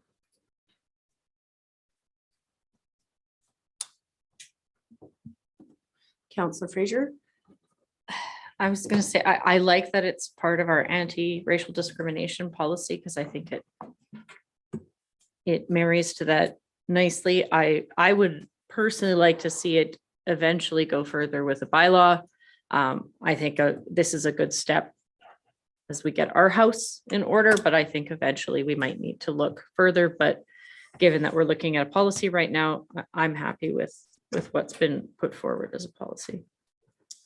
Will we be able to have any issues be recorded so that we can track this, so that we have an idea how many times in the future, if it comes up again, that we've had this issue? Because it did cost us, it costs money to make signs and make policies and check with lawyers and stuff like that. So would there be a way that we could have a reporting of any of these issues to the task force or? So your worship, that process actually is already in place. Whenever we have an incident in any of our facilities, an incident report is filled out. So this would just fall under that same process. And if council requested that information a year from now saying, was this ever have to be utilized, this policy in our facilities, we could provide that report. Okay, excellent. Councillor Fraser? If there's no further discussion, I will move that council approve the anti-racial discrimination and anti-racism policy 005/2022 as presented. And do I need to do those separately to rescind, or can I do that in one motion? Further, that we rescind policy 013/2020, anti-racial discrimination and anti-racism policy. Thank you very much. Seeing no other questions or comments, will all in favor motion, and that's carried. So new business, the tax rate bylaws. And I see that Betty will be joining us to go over our numbers.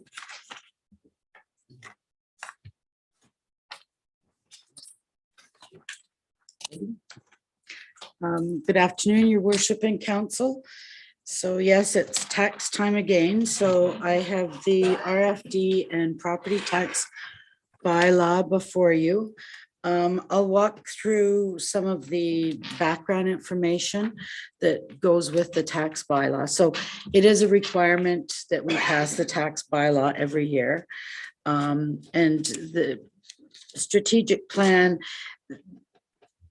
the levying of taxes is legislated, but we really, it's almost like an umbrella to the strategic plan because it enables you to have the funds so that you can meet your goals and strategic objectives. So communication, just so everyone's aware, we do advertise this in the newspaper for 2 weeks once the tax notices go out. So people are notified that they've been mailed. And in the event that they don't get one, to contact us. We've changed our process. This is the second year that we've done it. We send out an assessment notice earlier in the year. And now once the 60 days is up, then we are able to send out the tax notice. I kind of like this process because it enables us to finalize the assessment values. They won't change so much when they're done all together. So the highlights, and I'm going to just talk about the highlights, and then there are some attachments that I can walk you through just to sort of give you some of the more numerical ones. But basically the 2022 property tax highlights are, we went with a 0% tax increase. When we did the budget discussions, the CPI was sitting at 4.3. Depending on what numbers you look at, the average for last year is a little higher. Currently, the CPI is higher again, but council really felt it was important to go with 0%. So we have, I think the difference once you deal with all the numbers, it's $34. So it's the same. The final assessment did change quite a bit. It went from 872 million to 947. The increase was largely due to, I would say, our new assessor. They actually reviewed every single property in town rather than the 20% that's the requirement. And anybody that had a significant change, they did contact them personally and discussed it. They have had some, most of them could be resolved, but there were 5 assessment review board complaints filed, 3 of which have been withdrawn. So right now, to my knowledge, there's 2 going forward. The changes, and we do have it in a table farther back, but the residential increased about 7% from 640 million to 681 million, and the non-residential increased by about 14%, so from 231 to 264. We haven't done a lot of analysis.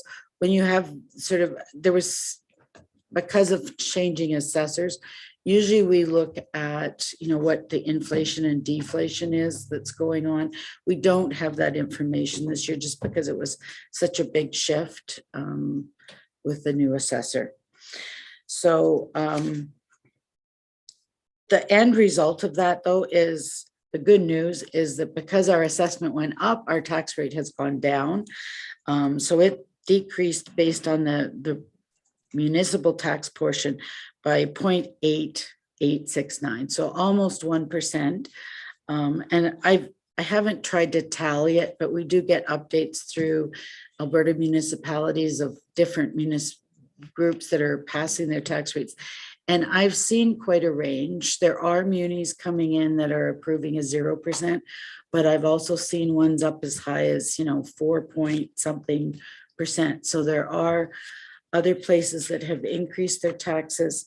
I do think the RCMP changes to the contracts had a big impact throughout the whole province. So that's the good news on that. The school foundation requisitions, they actually went down by 46,000. So that's another good news. It didn't go up. I was quite concerned to see what the impact would be this year, but they've kept it, so it's actually gone down. Westview Lodge, their requisition actually did increase. It's very, very small when you look at, we're collecting 10 million and they usually collect 86,000 and it went up to 145. So it's a very small portion, but they are looking at having to increase their reserves because of some capital projects.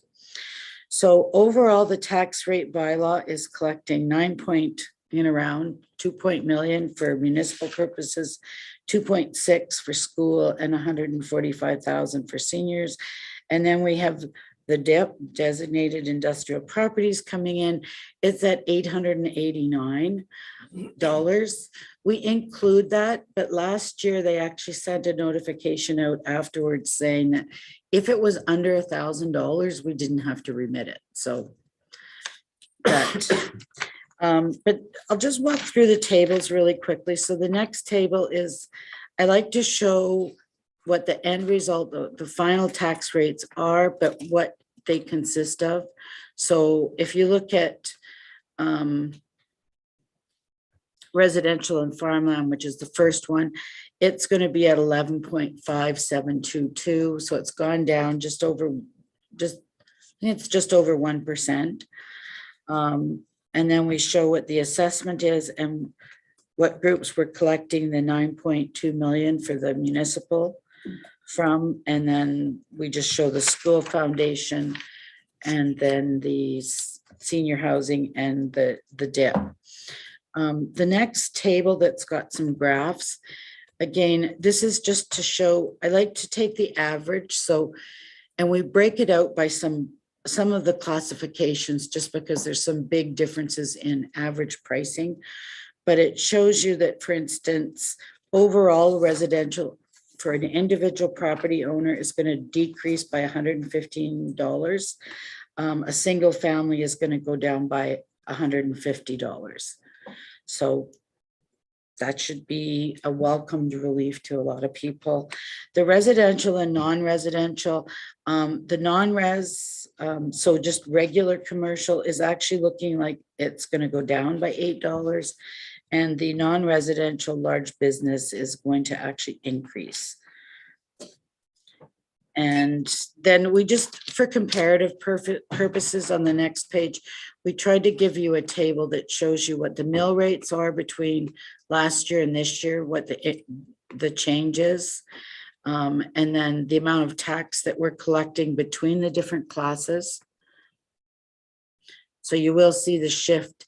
So partly, say for the residential, the assessment increased, the tax rate decreased, but the total amount of taxes that we're collecting, it's shifting a little bit between residential to the commercial.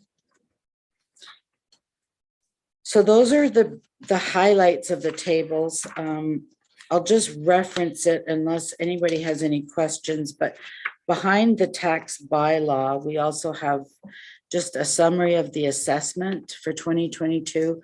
And we give what the average property value is for each assessment because it shows the number of properties. So for example, a single family home, the average value is 284,000. And last year it was 274,000. The other tables that are included, and we did include these last year, I won't go through them all, but it shows some of the tax calculations. So for instance, single family, and we do have it summarized there, is showing that a single family home, the municipal rate tax would be 25.26. It's gone down from 150 from last year. So that's the summary. Is there any questions on the tax rate bylaw?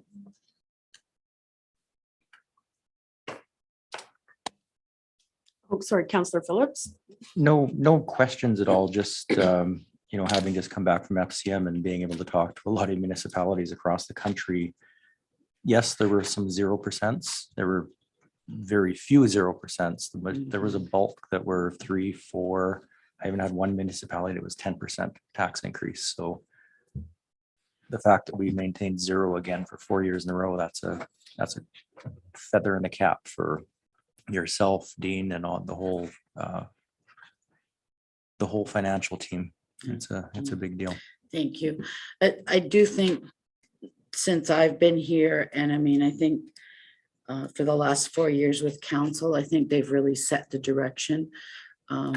I know the taxes and people do say, well, they feel like the taxes are high. I'm going to be monitoring as they come into municipal affairs. You can download all the tax rates. So I will monitor it and see how we fit. But I do think council has really achieved their goal over the last 4 years of trying to get the tax rates where they belong. And I do think there's a lot of factors that play into that. But yeah, I think it's good. I think next year will be very difficult to do 0 again, just especially with inflation and everything that's happening. But yeah, good job, council.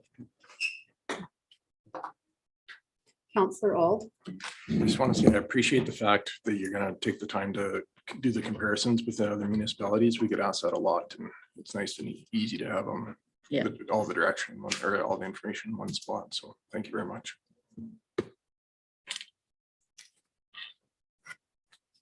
Well, thank you very much. Do you have another question? No, I was. Okay, so I will, Counselor Fraser then. if there's no other questions, I will move that council give first reading to bylaw 2022-04, being a bylaw for the 2022 rates of taxation. Thank you very much. Seeing no other questions or comments, I'll call that to vote. All in favor? And that's carried. Thank you very much. Do you want to go, Counselor Alt? Your light's on. I'll make the motion that council gives second reading to bylaw 2022/04, being a bylaw for the 2022 rates of taxation.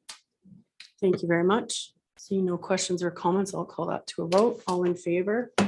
And that's carried. So just before we move on, I like to do it in separate, but I know how many people are so anxious to get their property tax notices out that I would like to have a vote to have it a council with unanimous consent for consideration to the third reading for bylaw of 2022/04. Because with the new assessment, I know that I've heard the office get asked lots of questions. When I'm in my office, it's like, I don't know how many times a day you must get asked, well, can you guess how much my property taxes are going to be? And so I think we should move forward with this. And so I'll put that motion forward that we have a unanimous consent to consider the third reading for bylaw 2022/04. And see no questions or concerns, and we'll call that to a vote. And that is in unanimous consent. Counselor Phillips. I'd like to make a motion that council give third and final reading to bylaw 2022/04, being a bylaw for the 2022 rates of taxation. Thank you very much. And there's no questions or comments on this last and final vote, so I'll call that to a vote. And that is also all in favor. Thank you so very much. Thank you very much.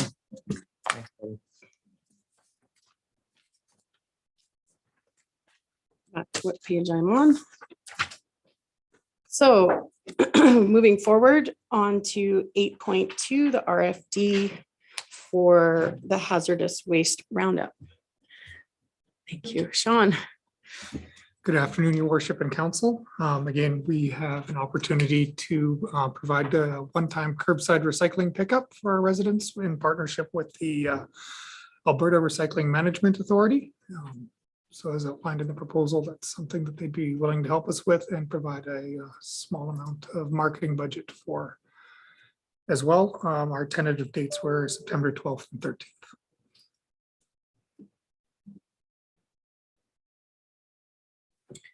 Thank you very much. Did we have any questions or comments on Councillor Alt? Just a comment. I think it's a great initiative and I think it's done very well in Wainwright. I think it'll do really well here. And I think we should definitely go ahead with this. Any other questions or comments? So I like that it's no, sorry, Councillor Fraser. I was just going to do the motion. Okay, well, I'll have a comment and then we'll do that. I just like that it doesn't cost our community any money. It helps take things out of the waste system and properly addresses those hazardous materials, oils, paints, and electronics. I'm pretty excited about it, actually. So thank you so much for putting that, for letting us know and going for that one. That sounds great. Councillor Fraser, I think I'm ready. I will move that council approve proceeding with the one-time curbside pickup of paints, oils, hazardous materials, and electronics to recycle in partnership with the ARMA. Thank you very much. All in favor of that? And that's carried.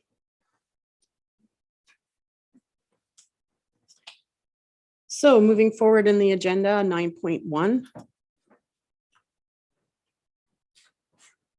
Oh, I'm sorry. The additional item. Thank you very much, Councillor Phillips. 8.3, we have an item for the AM convention resolution. Councillor Phillips talked to our AM representative at FCM over the weekend. Yes. And I'll let you. So I explain. was, and this is why we go to these conventions, is you get time with Alberta municipalities president, the, urban municipality or rural municipalities presidents, the FCM president, you get FaceTime with them. You get to talk to them one-on-one. So I had a conversation with Kathy Heron, who's the president of Alberta municipalities, and discussing, I'm like a dog with a bone with the cannabis revenue sharing topic. And in talking with her, she asked me if we can put a resolution forward to AM for the fall sitting, the fall Alberta municipalities conquest convention, to put forth a resolution that we AM lobby the provincial government for some sort of revenue sharing, and come up with the background details on why the revenue sharing is an issue. Even though the deadline for putting in resolutions was May 31st, she encouraged me to put the resolution application in, make sure she was CC'd, and she would make sure that it still got added to the resolutions for this fall. And also in talking with Tanine Rudick, the FCM president, they're jumping on the bandwagon for this as well. So it's just something that I would like to put forward through, that we put a resolution towards this fall's AM convention regarding the revenue sharing. Do you have that resolution landscaped out yet? I do not have the proper wording for it, but I'm sure Mr. Kraus would be able to use his wordcraft skills and make a very eloquent resolution for that. Do we need to do we need to make that as a motion today in order for you to move forward with that? So your worship, yeah, so directing administration to draft an AM resolution for cannabis revenue sharing, and we'd bring that back to it'd have to be the next council meeting, I guess, because we're already past deadline. So Is that, Yeah, if there's no further discussion, is that enough? Oh. Is that enough time for? Yes, she that would wanted be- in as soon as possible, just because they will be finalizing resolutions during the summer for the Falls Conference. Perfect. Thank you. Go ahead with your motion. So yeah, I'd like to make a motion that we instruct administration to bring back to the June 21st meeting. Is that correct? A resolution to put forth to the Alberta Municipalities Conference in fall for the cannabis revenue sharing issue. Thank you very much. All in favor? I don't see any other discussion on that item. And that's carried. Thank you very much, Councillor Phillips. So now moving forward to 9.1, correspondence for action, memorial plaque for Keith Fenton. So I had a couple questions on that item, but Mr. Kraus, did you want to address it first? no, I can answer your question. So have we done anything like this previously? Well, council just approved a memorial plaque at the Rocky Recreation Center. So this is down the same type of request.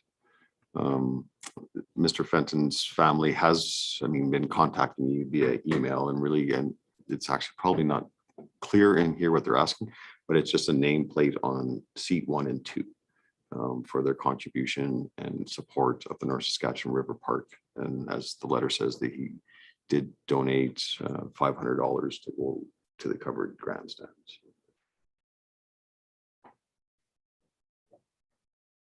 Yeah, I was just wondering if we had a system in place for similar donations.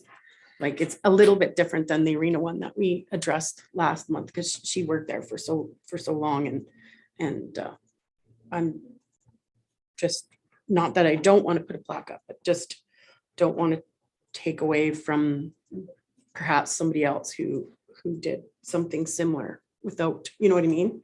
Without a system in place. Councillor Fraser? I know with the plaque in the community center that the group had said that they had they were covering the costs, and I just wasn't sure from the letter, were they covering the cost for those nameplates? Yes, that's my understanding. Okay.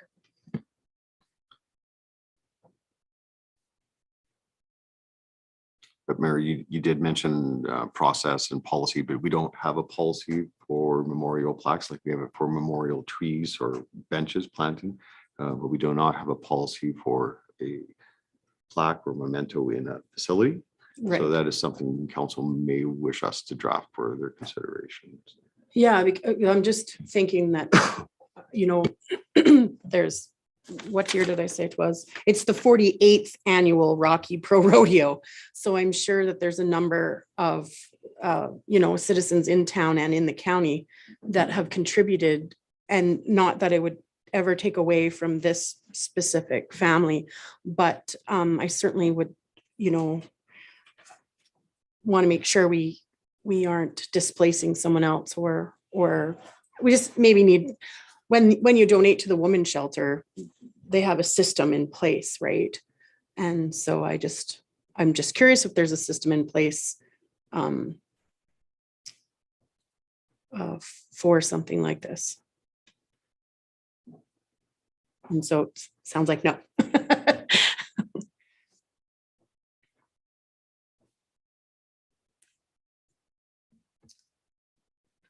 Councillor Fraser.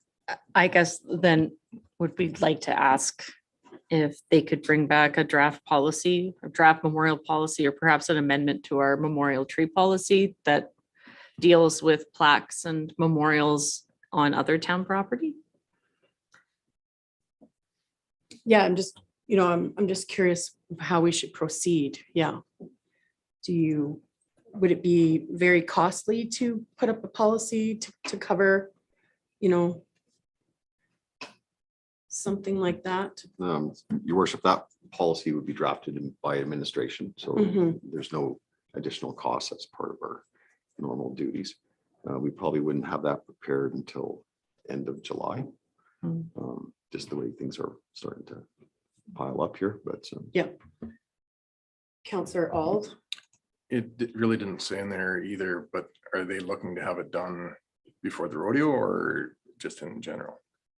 So Mayor, to Councillor Auld, I think it is their intention, but this is for chuck wagons. He was a supporter of the chuck wagon. So I think they would like to have it there for the chuck wagon.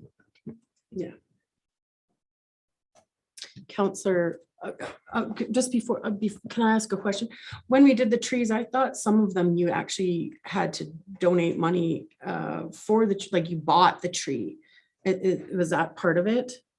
Yeah. Yes. Yeah. Okay. Councillor Phillips.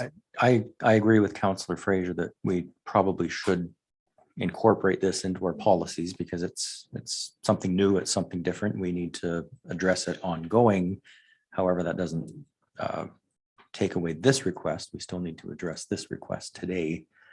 And I know it does open up a whole new topic if we acknowledge one donor. What about the other hundreds or maybe even thousands of donors? I'm not sure how we address that. Can we just accept this for information and put it to a meeting after the policy is in place so that we can address it at that time? Can we table this discussion? Mr. Kraus, would it be possible to table this discussion? Your worship, that's an option for council to postpone this request until a memorial plaque policy is developed. Councillor Hutchinson. My concern with jumping ahead before something that's on paper is, their thought of a plaque might be, the whole back of the seat. Whereas if we're going to continue on doing this, we might want to have, it's going to be a standard for every seat. So that just kind of might be an idea to throw into the policy and so to do this after something has come up. So I think it sounds like we should table this agenda item until sometime at the end of July after the policy's in place and then put it back on the agenda at that time. Does that sound like a fair solution to the item? Okay, so make a motion to table that. Yep, so I'll make that motion to table that until the meeting in July or August after the policy is in place. All in favor? And that's carried. Thank you very much. 9.2, invitation to request a meeting with the minister. So, Mayor, oh, yes, absolutely. Councillor Fraser.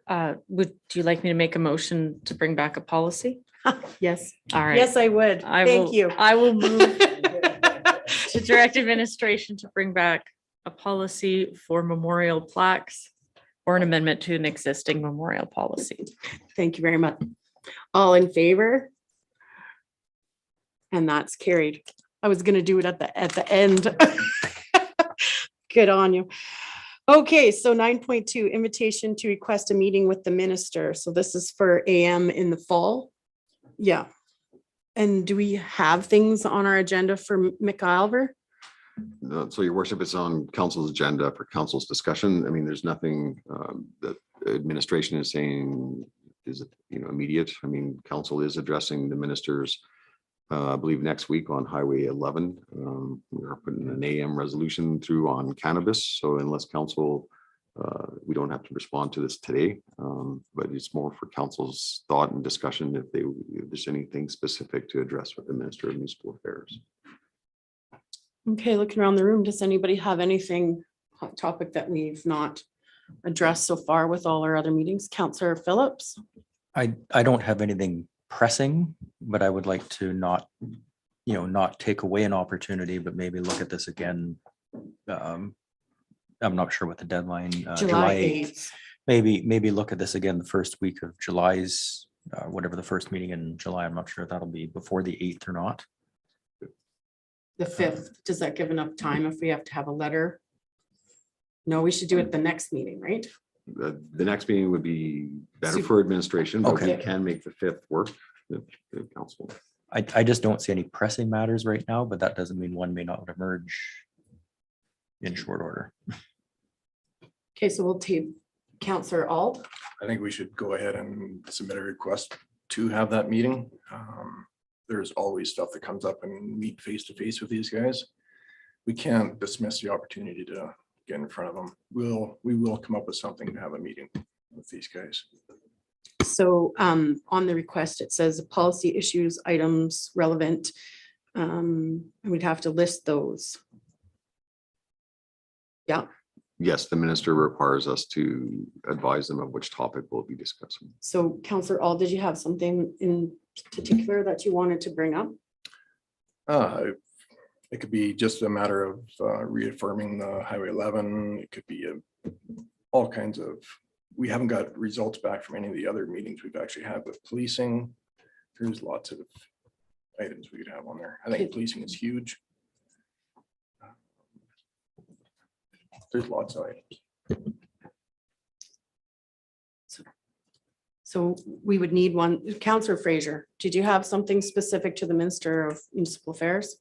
I think we should probably definitely discuss, I can't remember the acronym, but the MSI replacement funding. I know that they're doing a survey. Yes. It might be nice to touch base with them, especially since it looks like we're getting another big cut. So I think that's going to be Excellent. top of mind, and along with the cannabis revenue sharing and the highway.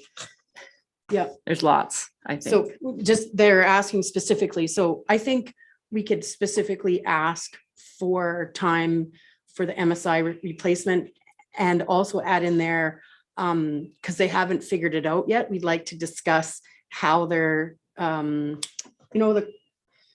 column that was on the left, on the far right side about, I think you're talking about the funding model for The funding for the model. LGFF, which is replacing MSI. Yeah. yeah. But there was two parts to it. It's like the one part, and then they want feedback on the funding model too, right? And then that's directly for municipal affairs. Councillor Hutchinson, did you have something else? I hadn't spoken yet. No, but your light's on. I know. I wanted to agree with Councillor Ald, definitely to keep the meeting, and maybe admin could look at some options along the lines we're talking about for the meeting, but we still have quite a bit of time before we have to actually reply, so we could review it Well- at the next meeting or the next meeting after, seeing how our CEO will be away. So, but how the process works is we have the CEO make the letter up, then we approve it in the meeting. So if we don't give him the details now, then we can't approve it for next week. We could approve it for the 5th, but we'd have to know next week for sure what would be on the items, correct? So your worship, what we're hearing now is we'll draft a response for LGFF funding, cannabis revenue sharing and Highway 11. And they'll come back to the 21st meeting for council to review. And if council comes up with any other topics or administration does, then we'll present them again at that time and it can go out. For these meetings, we actually just reply by email. So it's not significant. Okay. Oh, we just have to vote on, like we have to Approve make it. it, yes, Yes. we have to approve it, so. Okay, so would anybody like to make a motion for that?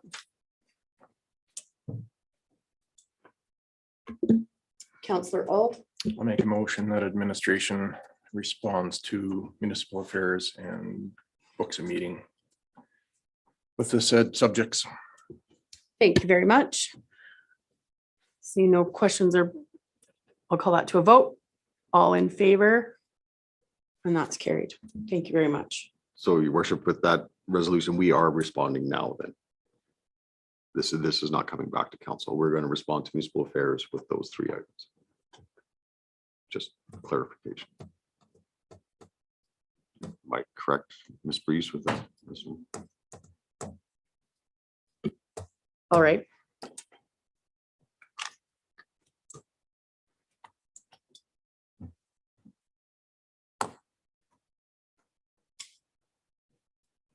Nine point three. Central Alberta Pregnancy Care Center grand opening. So you're not going to show us a copy of the letter. You're just going to do it and send it forward? Yeah, so we will respond to this email. It won't be a formal letter. We just respond to municipal affairs from this email. And we'll have those 3 topics that council wants to discuss. Okay.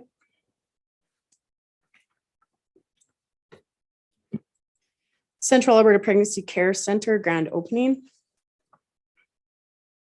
So we've been invited to do a ribbon cutting.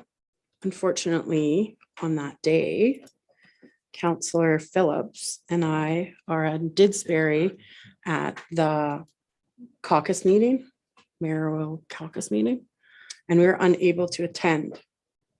Is there anybody else that would be, I think Councillor Hutchinson, yeah. Yeah, I can go. I have a meeting at 1, but it shouldn't be more than an hour.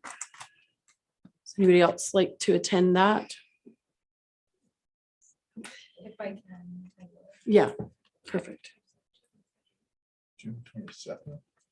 Yeah, it's a Wednesday. Okay, so then we can, Tracy can reply as appropriately, or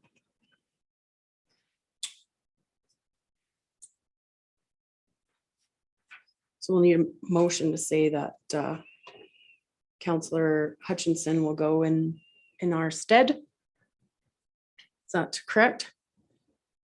No, it's on. Okay. I'll make the motion that I attend the ribbon cutting ceremony for the Central Alberta Pregnancy Care Center, and Councillor Ald and Councillor Caprero, if available, will attend too.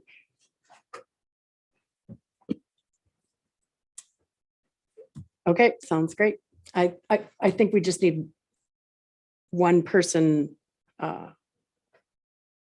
to attend the ribbon cutting though, right?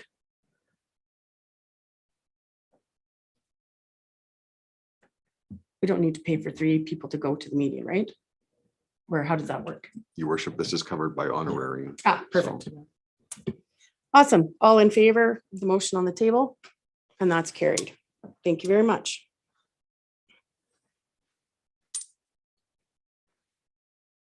So correspondence for information. I just want to highlight before we go further. Is there any questions or comments on any of the items? I just wanted to highlight again 10.10, the Rocky Agriculture and Stampede Association. It's rodeo week this week, and they've invited all of council. And of course, all the town employees and everyone in Rocky to attend the 48th annual Rocky Pro Rodeo, starting Thursday, this Thursday, June 9th, and going through till Sunday, the 12th. And that the parade will be at 11 a.m. on Saturday, and it's a salute to frontline workers. So is there anything else on all our items? So could we have a motion to adopt all of the correspondence? I just had a question on the rodeo, wondering about the parade.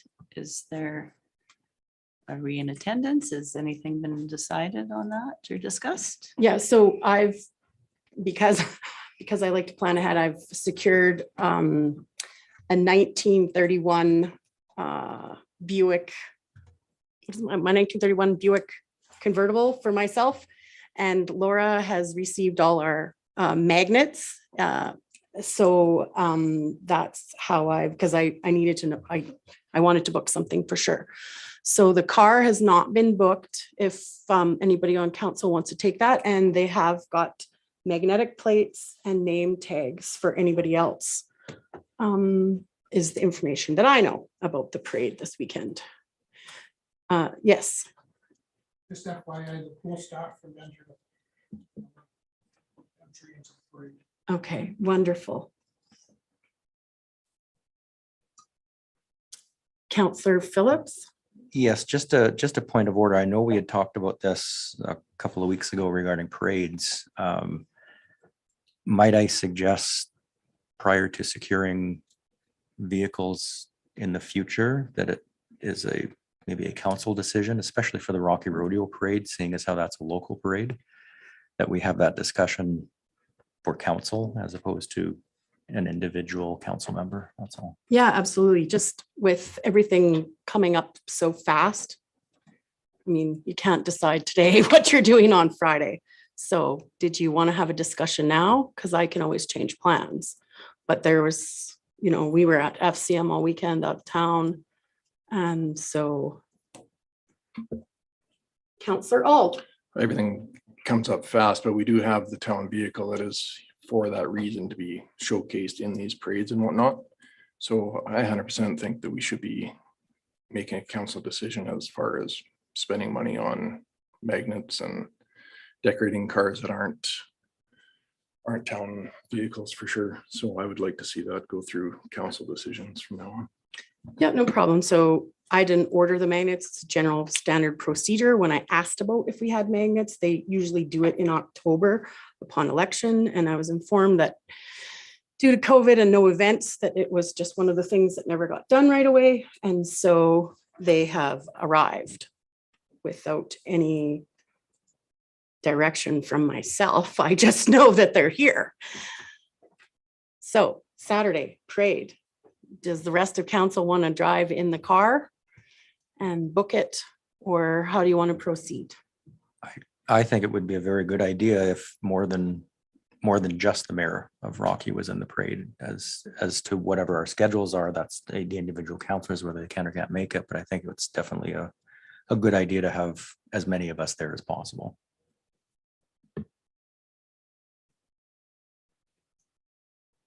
Councillor Boniface, and don't forget your mic. I personally have no problem with plans being, for these kind of things being made in advance. I have no desire to ride in a parade or anything else. I did it at Christmas time there, but I'm not for that at all, and support anybody who wants to go in it. But for me personally, it's a no. So I support what the mayor done. I'd rather look at an old car than a minivan. Anybody else able to go in the parade this weekend with Councillor Phillips?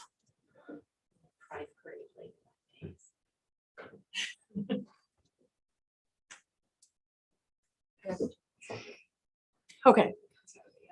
So Councillor Hutchinson? Yeah, I don't have a problem going in the parade. I would really like to see a little more thought going into it, as we are the ones that are representing our community, and we want to bring our community together, and would be nice to have something that the entire team work on prior to events, be it walking behind if the car is what you choose and giving out candy or things, but I really think we need to work a little harder on having some unity with being on the same page when we're doing things like public engagements like parades. Absolutely. So are you going to be able to go on Saturday with Councillor Phillips? Yep.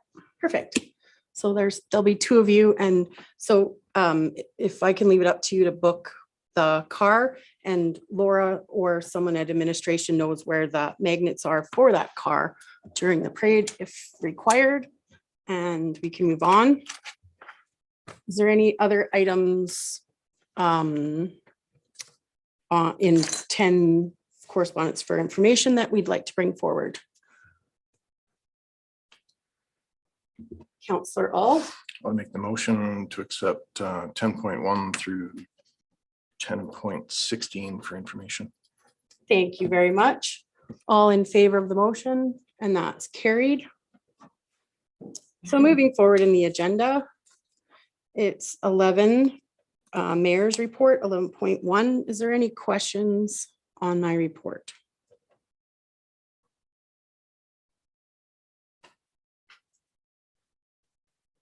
Seeing, Councillor All, or sorry, Councillor I'll Phillips. make a motion to accept the mayor's report for June 7th. Thank you very much. All in favor? And that's carried. Do we have any questions, or would anybody like to highlight anything that was in any of the councillor reports before I make the motion? Oh, I have to make the motion. You said, Do you have any questions, or do you want to comment on any of the reports? Oh, yes. Okay, Councillor Hutchinson. I just wanted to talk about the walk and barbecue for the missing and murdered Indigenous women and girls, the red dress event that I attended. I had no idea what to expect. The amount of people were crazy. They had some of the school kids come out as well. So there was quite a few people that were littering the streets, walking for a good cause, and then a nice barbecue after. And hopefully we can have more notice and have more people head out there next time. So yeah, unfortunately, Councillor Phillips and I and Mr. Kraus were booked to a meeting that morning and couldn't get away in a time. Okay, so was there any other things anybody would like to highlight or have questions? So I'd like to make the motion to pass 11.2 for information, all of the councillor reports. All in favor of the motion? And that's carried. Thank you very much. So moving on in the list, 12.1, the action list for June 7th. Mr. Kraus. Thank you, Your Worship. I think everything's up to date on this. If council has any questions, I think we took care of a couple of the action items today in today's council meeting. Okay. And the rest are in progress and being worked on. The football field lights, that report will come to council on June 21st. Ms. Button is working on the social media awareness for edible trees. And should be done by the end of this month, I believe. At least the master plan matrix is still being worked on. And going to the bottom lagoon agreement. So the county and the town have agreed to the process of determining the percentage usage of the lagoon, and that has actually started. So that'll come back to council in the fall.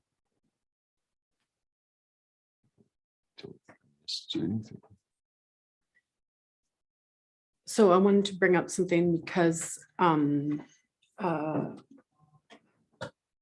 we were discussing the rec open house for September, and because we haven't had the youth council meeting, I'm just wondering if we could attend that to the two people that are on that committee, committee could attend that, and what would we need to do for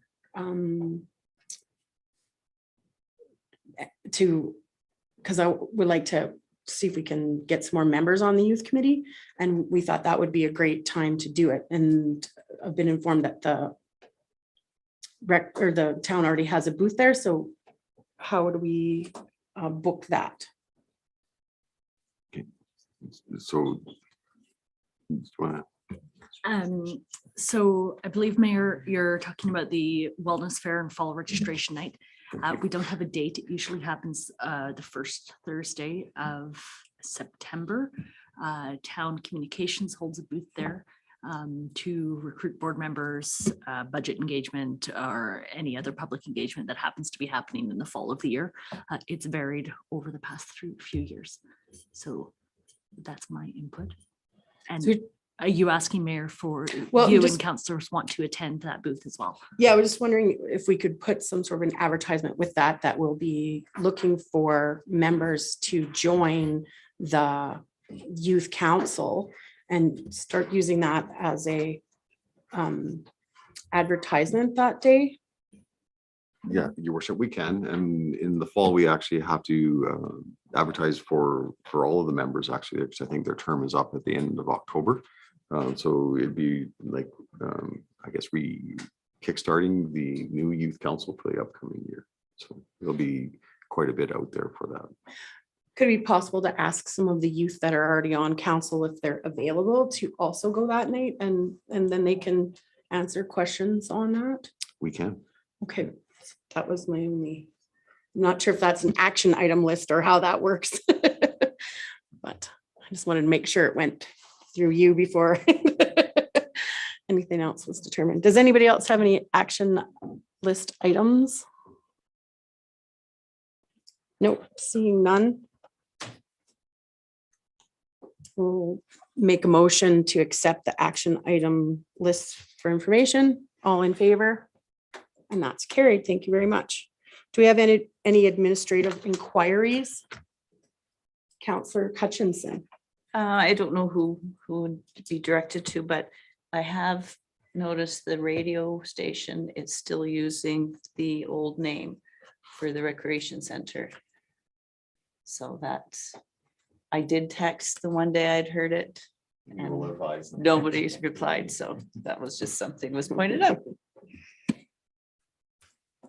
Any other items? Okay, any notices of motion? Seeing none. Okay, so I will call a 5-minute recess and then we'll come back into council meeting.